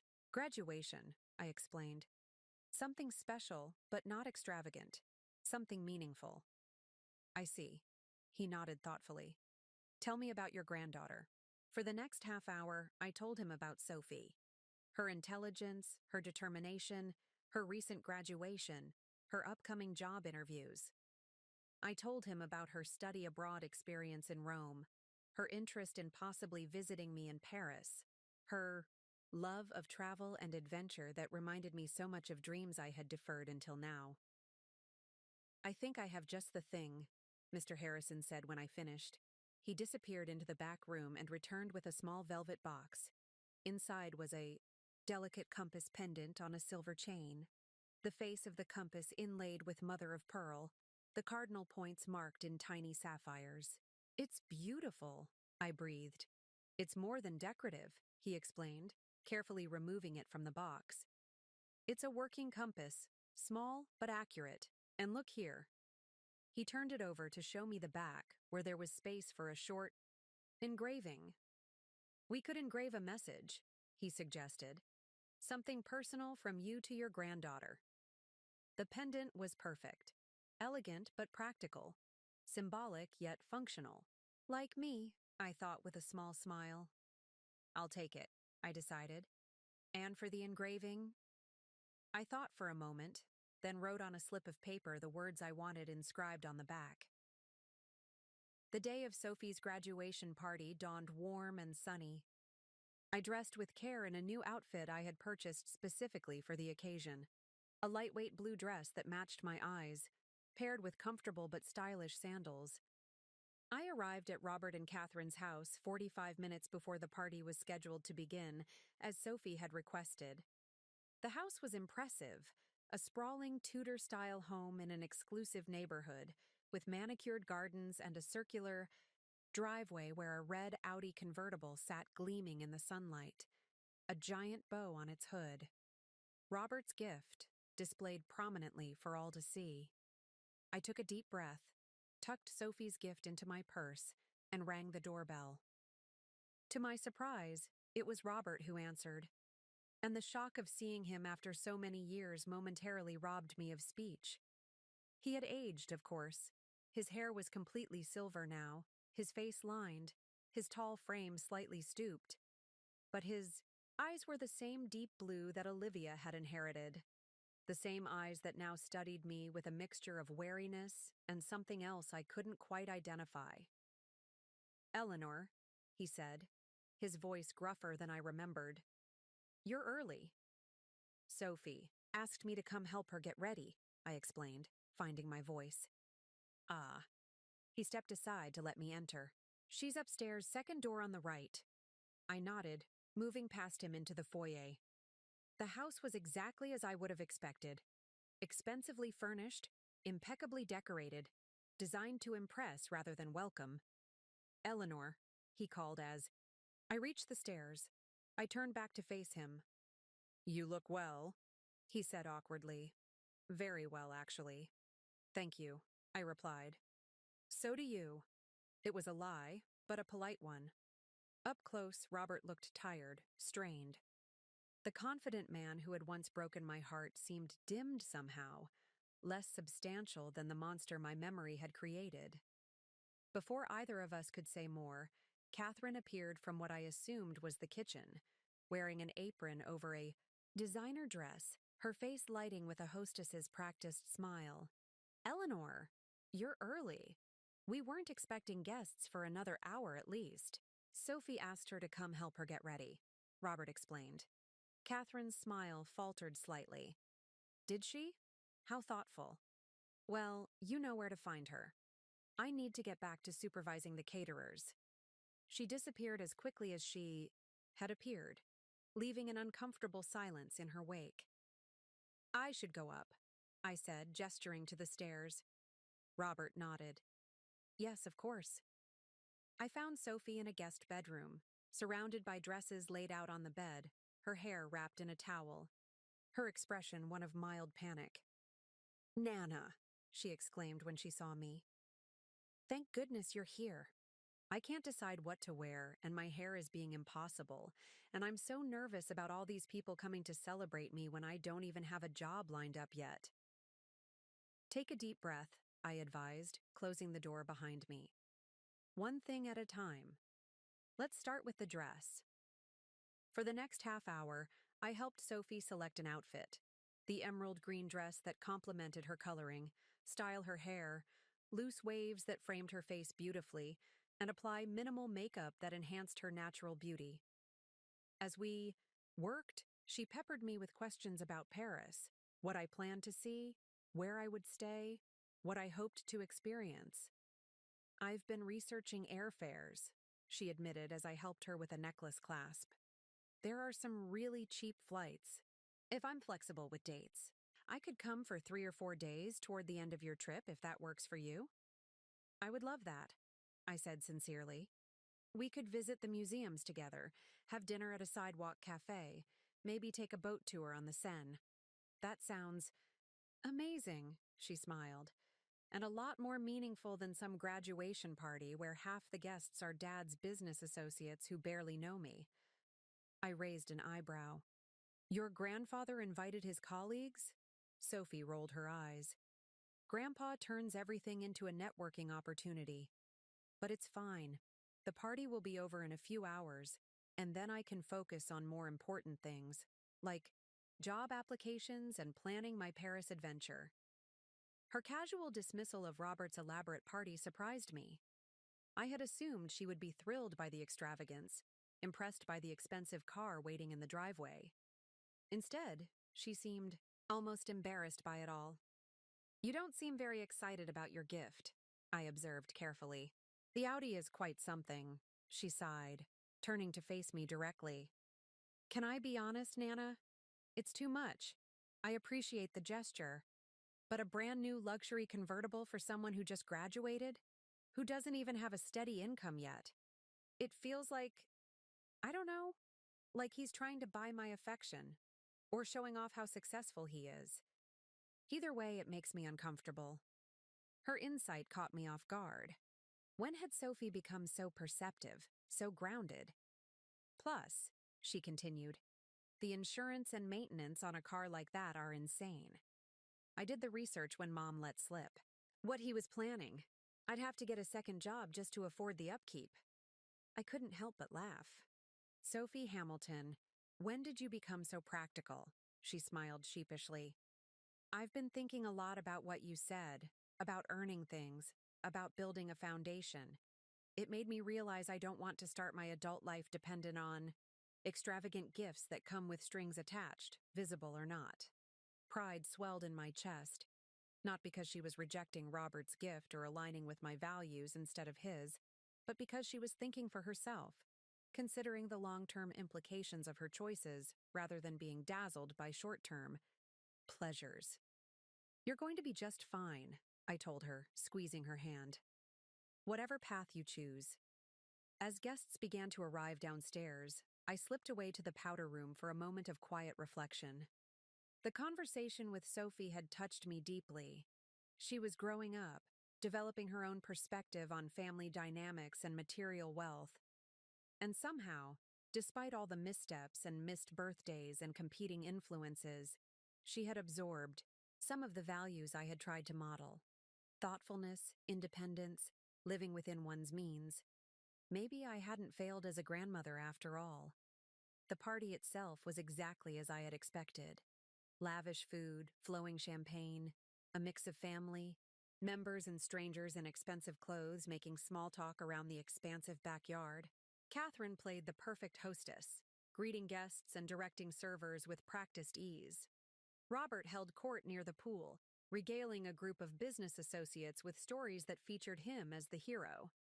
Olivia and James circulated, making sure everyone had drinks and introducing Sophie to people she had never met. I found a quiet spot on the patio, content to observe rather than participate in the social performance. Marcus joined me after a while, a plate of hors d'oeuvres in hand. "This is weird, right?" he said, offering me a stuffed mushroom. "All these people pretending they care about Sophie's degree in environmental science when most of them probably work for companies that pollute for profit." I smiled at his astuteness. "It's a particular kind of social ritual," I agreed. "More about connections and impressions than actual celebration." Grandpa's friends keep asking me about my business plans after college, he continued, making air quotes. When I tell them I'm studying music education, they change the subject really fast. "Not impressive enough for them?" I asked. "Not profitable enough," he corrected. "But I don't care. I'd rather teach kids to play clarinet than make a fortune, selling soulless luxury goods to people who don't need them." Another burst of pride warmed my chest. Marcus, too, was developing his own value system, one that prioritized meaning over material success. "Your grandfather wasn't always like this," I found myself saying. "When we were first married, he talked about making a difference, about public service being a calling. Somewhere along the way, that changed." Marcus considered this. "Do you think people just naturally get more materialistic as they get older? Is that what happens to everyone?" "No," I said firmly. "I think people become more of whatever they truly value. If they value status and luxury, they become more focused on acquiring those things. If they value connection and meaning, they seek more of that. Which explains why you're going to Paris by yourself at 70 instead of buying a fancy car or a bigger house," he observed. "You're becoming more of who you really are." The simplicity and accuracy of his assessment stunned me. "That's exactly it, Marcus. I couldn't have said it better myself." As the afternoon progressed, the moment for gift-giving arrived. Guests gathered around a table piled with presents, with the car keys prominently displayed in a large gift box at the center. Robert made a grand speech about his pride in his first grandchild, about the importance of starting adult life with the right advantages, about how Sophie deserved only the best. Then, with a flourish, he presented the keys to the Audi. Sophie accepted them with a gracious smile and appropriate expressions of surprise and gratitude. But I noticed she didn't rush to the driveway to examine her new car, didn't ask to take it for a spin, didn't even mention it again for the remainder of the gift-opening ceremony. When it came time for my gift, I approached with the small velvet box, suddenly self-conscious among the larger, more lavish presents. But Sophie's face lit up when she saw it was from me. "This is from your Nana Ellie," Olivia announced as Sophie accepted the box. Sophie opened it carefully, gasping softly when she saw the compass pendant. She lifted it from the velvet, examining it with genuine appreciation. "Nana, it's beautiful," she breathed. Then she turned it over and read the engraving I had chosen. "Find your true north." "Love." Nana, tears filled her eyes. Without hesitation, she removed the necklace she was wearing and asked me to help her put on the compass instead. As I fastened the clasp, she whispered, "This is the most perfect gift. Thank you." In that moment, standing amid the opulence of Robert and Catherine's backyard, surrounded by expensive gifts and catered luxury, I felt a victory sweeter than any I could have imagined. Not because my gift had outshone Robert's, it hadn't by any material measure, but because it had resonated with Sophie in a way his hadn't, because she had recognized and valued the meaning behind it, because perhaps for the first time I had given not from obligation or tradition or duty, but from a genuine understanding of who Sophie was and who she was becoming. As the party wound down and guests began to depart, I prepared to leave as well. Catherine intercepted me at the door, her hostess smile firmly in place. "Leaving so soon, Eleanor? The caterers are just bringing out the dessert station." "I need to finish packing for Paris," I explained. "My flight is in 3 days." "Of course." She nodded. "Your little adventure. Well, I hope it lives up to your expectations." "I'm sure it will," I replied serenely. "Just as I'm sure Sophie will treasure her graduation memories." Catherine's smile tightened almost imperceptibly. "Yes. Robert's gift was quite something, wasn't it?" Sophie seemed pleased. "Sophie is gracious," I corrected gently, "and she values thoughtfulness over extravagance, something I've always admired about her." Before Catherine could respond, Sophie herself appeared, still wearing my compass pendant. "Nana, are you leaving? Let me walk you to your car." Outside, away from the party and the pretense, Sophie hugged me tightly. "Thank you for coming today. And for the compass. It means more to me than I can say." "I'm glad," I said, returning her embrace. "Remember, it's not just decorative. It actually works." "I know," she smiled. "I already tested it. North is that way." She pointed confidently. "And Paris is that way," I added, pointing east. "Just a short plane ride away." "I can't wait," she said. "I'll book my ticket this week if that's still okay." "More than okay," I assured her. "It would make my trip complete to share part of it with you." As I drove home, the afternoon's events replayed in my mind. The contrast between Robert's ostentatious display and Sophie's genuine appreciation for my simple gift. The evidence that both Sophie and Marcus were developing values that aligned more with quality of experience than quantity of possessions. The realization that my legacy wouldn't be measured in dollars or material goods, but in the values and perspectives I had helped to shape. 3 days later, I boarded a plane to Paris, my heart full of hope, and my mind open to whatever adventures awaited. In my carry-on bag was a leather-bound journal, a pen that could write upside down, a small pouch of euros from Nancy, and a new awareness that the most valuable gifts I had to give, and to receive, were not things at all, but experiences, wisdom and genuine connection. Paris awaited. And beyond that, a life reclaimed. Paris exceeded every expectation. From the moment I stepped out of Charles de Gaulle Airport into the waiting transfer car, a sense of possibility enveloped me, a feeling I hadn't experienced since I was young. Hotel in Saint-Germain-des-Prés was everything Helen at the travel agency had promised. Charming, centrally located, with a tiny balcony overlooking a bustling street lined with cafes and bookshops. The room was small by American standards, but perfectly appointed, with crisp linens, a modern bathroom, and windows that opened to let in the sounds and scents of Paris. Those first few days were a revelation. I wandered the streets with a map in hand, discovering hidden courtyards, centuries-old churches, and tiny shops selling everything from handmade chocolates to antique books. I visited the Louvre with a small tour group, standing in awe before the Mona Lisa and the Winged Victory. I spent an entire afternoon in the Musée d'Orsay, moving slowly from one impressionist masterpiece to another, tears sometimes filling my eyes at the beauty captured on canvas. Each evening, I dined at a different cafe, ordering in my rudimentary French, delighting in the ritual of a leisurely meal accompanied by a glass of wine and followed by espresso. Sometimes I brought a book, but more often I simply watched the parade of humanity passing by. Couples strolling hand in hand, families herding excited children, groups of friends laughing over shared bottles of wine. I wasn't lonely, as Olivia had feared I would be. Instead, I was peacefully solitary, present with myself in a way I hadn't been for decades. Each night, I wrote in the journal Nancy had given me, recording not just what I had seen and done, but how I felt. The emotions that surfaced as I navigated this new territory, both geographical and personal. I wrote about the unexpected lightness. I felt moving through the world as just Eleanor, without the weight of others' expectations. I wrote about the small triumphs of successfully ordering a meal, or finding my way back to the hotel using the metro. I wrote about the gradual uncurling of something long dormant inside me, curiosity, joy, a sense of adventure.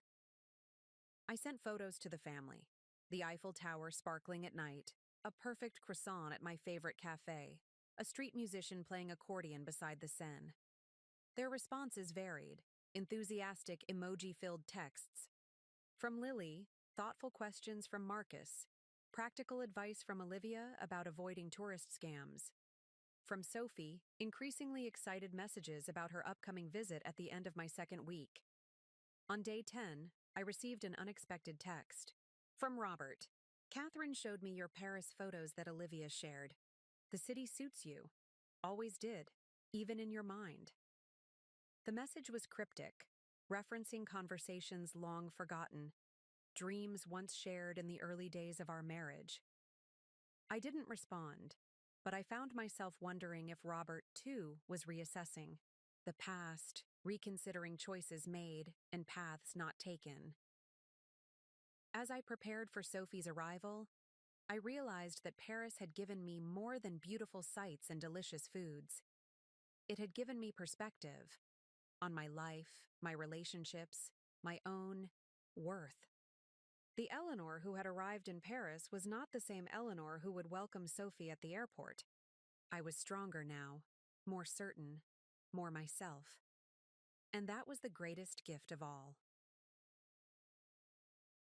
Sophie arrived on a Thursday afternoon, her face flushed with excitement as she emerged from the arrivals gate at Charles de Gaulle.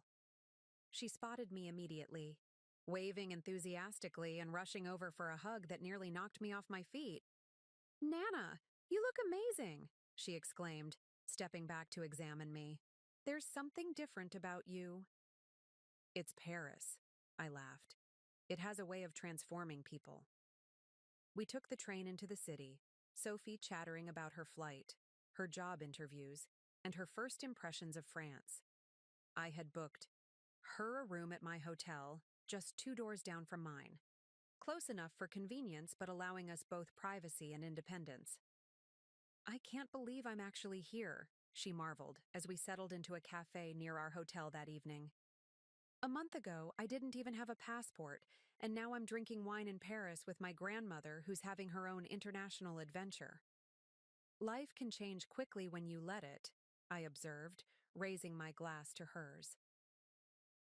The next 4 days were a beautiful blur of shared experiences. Sophie's energy and enthusiasm were contagious, pushing me to see and do more than I might have on my own. We climbed the steps to Sacré-Cœur for a breathtaking view of the city. We explored the narrow streets of Montmartre, stumbling upon artists painting en plein air. We spent a rainy afternoon in Shakespeare and Company, browsing books and sharing recommendations. What surprised me most was how easily we fell into rhythm together, not as grandmother and granddaughter in our traditional roles, but as two women exploring a magnificent city, sharing observations and insights, occasionally disagreeing but always with respect for each other's perspective. On Sophie's third evening, as we shared a bottle of wine on my tiny hotel balcony, she grew unusually quiet. "What's on your mind?" I prompted gently. She hesitated, then said, "I've been thinking about something Grandpa said at the graduation party, about how he wished he'd been more present in my life when I was younger." "And how did that make you feel?" I asked, careful to keep my tone neutral. "Conflicted," she admitted. "Part of me appreciates that he acknowledges his absence, but another part feels like he's rewriting history, casting himself as the regretful father figure, when in reality, he chose to be absent. He chose Catherine over his family, over you. I sipped my wine, considering my response. People are complicated. Sophie, your grandfather made choices I didn't agree with, choices that hurt me deeply. But he's still your grandfather, and he does love you in his way.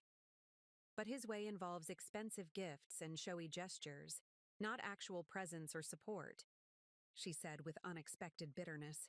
Not like you, Nana. You were always there, for every school play, every soccer game, every heartbreak. You showed up. That matters more than any car or fancy party. Her words touched me deeply. Thank you for seeing that, I said softly. For a long time, I wondered if anyone did. I'm sorry it took me so long, she replied, reaching for my hand. And I'm sorry about your birthday. We should have been there. I should have been there. In that moment, on a balcony in Paris with the Eiffel Tower twinkling in the distance, the last of my hurt over the forgotten birthday dinner finally dissolved. Not because it hadn't mattered, but because Sophie's recognition of its importance and her sincere regret healed something broken inside me. We're here now, I said simply, and that's what counts. On her final morning in Paris, Sophie presented me with a small, beautifully wrapped package. Inside was a delicate watercolor of the Seine at sunset, painted by one of the artists we had watched in Montmartre. For your new kitchen, she explained. So you'll always remember this trip, and how it changed things between us. As we embraced goodbye at the airport, Sophie whispered, "Thank you, Nana.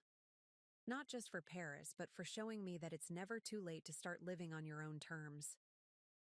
I watched her disappear into the security line, this remarkable young woman who was just beginning her adult journey.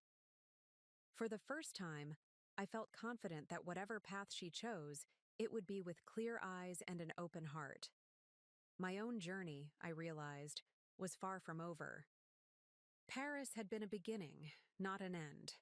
The first step into a new phase of life where I would continue to discover who Eleanor Winters truly was, beyond the roles of mother and grandmother that had defined me for so long. As I left the airport and headed back to the city for my final days in France, I felt a profound sense of gratitude for Paris, for Sophie, for the birthday dinner that no one attended, which had ultimately set me free. Returning to my small town after 2 transformative weeks in Paris, I braced myself for the inevitable letdown, the return to ordinary life, after extraordinary experiences. But as the taxi turned onto my street, I was greeted by an unexpected sight. My entire family gathered on my front porch, a welcome home banner hanging from the eaves. "Surprise!" they called in unison as I stepped from the car. Lily bounded down the steps first, wrapping me in an enthusiastic hug. "Nana! We've been waiting forever! Your flight was late!" Marcus followed, taking my suitcase from the driver. "How was the trip home? Are you exhausted?" Olivia approached more sedately, but her smile was genuine. "Welcome back, Mom. We've missed you." James stood behind them, snapping photos. "For the family album," he explained with a wink. I was genuinely touched by their welcome, by the effort they had made to mark my return. But nothing prepared me for what awaited inside my house. My modest living room had been transformed. The worn furniture was gone, replaced by a beautiful new sofa and matching chairs in the shade of blue I had always admired. The walls, once beige, now glowed with a warm cream color. And most stunning of all, my kitchen, my outdated, functional but uninspiring kitchen, had been completely renovated. Gleaming granite countertops, new stainless steel appliances, custom cabinets in a rich cherry wood, exactly as I had envisioned but hadn't expected to see for at least another month. "What is all this?" I asked, turning in a slow circle to take it all in. "We wanted to surprise you," Olivia explained. "The contractors were scheduled to start while you were away, but we convinced them to push up the timeline so it would be finished before you got back. And we all helped," Marcus added proudly. "I installed the backsplash myself." I picked the cabinet hardware, Lily chimed in. It's incredible, I managed, overwhelmed by their thoughtfulness. But how did you know exactly what I wanted? Sophie, Olivia smiled. She FaceTimed us from Paris and showed us pictures of the kitchens you liked in the apartments you passed. She said you kept commenting on the blue accents and the open shelving. Concept. I hadn't even realized Sophie had been paying such close attention to my casual comments during our walks through Parisian neighborhoods. And look, Lily said, leading me to a prominent spot on the kitchen wall where Sophie's gift, the watercolor of the Seine at sunset, had been professionally framed and hung. Sophie sent it ahead so we could have it ready for you. Tears filled my eyes as I took it all in. Not just the beautiful renovations, but the thought and care behind them. The genuine effort to give me something I truly wanted, something that reflected my tastes and preferences rather than their assumptions about what a grandmother should want or need. There's one more thing, Marcus said, handing me an envelope. From all of us. Inside was a gift certificate for a series of cooking classes at a culinary school downtown. French cuisine, with an emphasis on the pastries and breads I had so enjoyed in Paris. We thought you might want to recreate some of the foods you discovered there, Olivia explained, and maybe teach us how to make them too. This is too much, I said, genuinely overwhelmed. All of it, the renovation, the furniture, the classes. It's not nearly enough, Olivia replied, suddenly serious.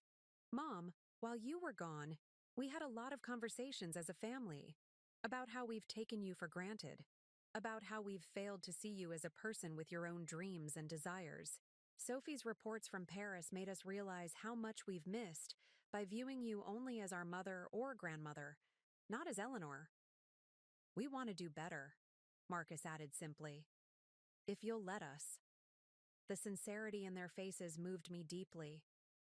This wasn't just about a renovated kitchen or thoughtful gifts. It was about recognition of my personhood, my value beyond my familial roles, my right to a life that included them but wasn't limited to them. That evening, we shared a meal around my new dining table, a feast of takeout from my favorite local restaurant, accompanied by a French wine Olivia had researched specifically for the occasion. As we ate and talked and laughed, I felt a new equilibrium establishing itself, a family finding its way back to each other, but with healthier boundaries and clearer sight. Later, as the family prepared to leave, Lily hung back, twisting her fingers nervously. Nana, she said hesitantly, I was wondering, would you teach me to knit? I know you mentioned wanting to start again, and I thought maybe we could learn together. Her request, so simple, so connecting, was perhaps the most meaningful gift of all. Not an obligation or an expectation, but an invitation to share something we might both enjoy. I would love that, Lily, I said, hugging her close. After everyone left, I sat alone in my beautiful new kitchen, Sophie's Parisian watercolor glowing in the soft lighting. My $1 million fund for the grandchildren was still largely intact, still earmarked for their futures, but with more thoughtful provisions for how and when they would receive it. My relationship with my family was healing, evolving into something more balanced and mutually respectful. And I was changed in ways both subtle and profound. Paris had awakened something in me, a curiosity, an independence, a willingness to prioritize my own joy.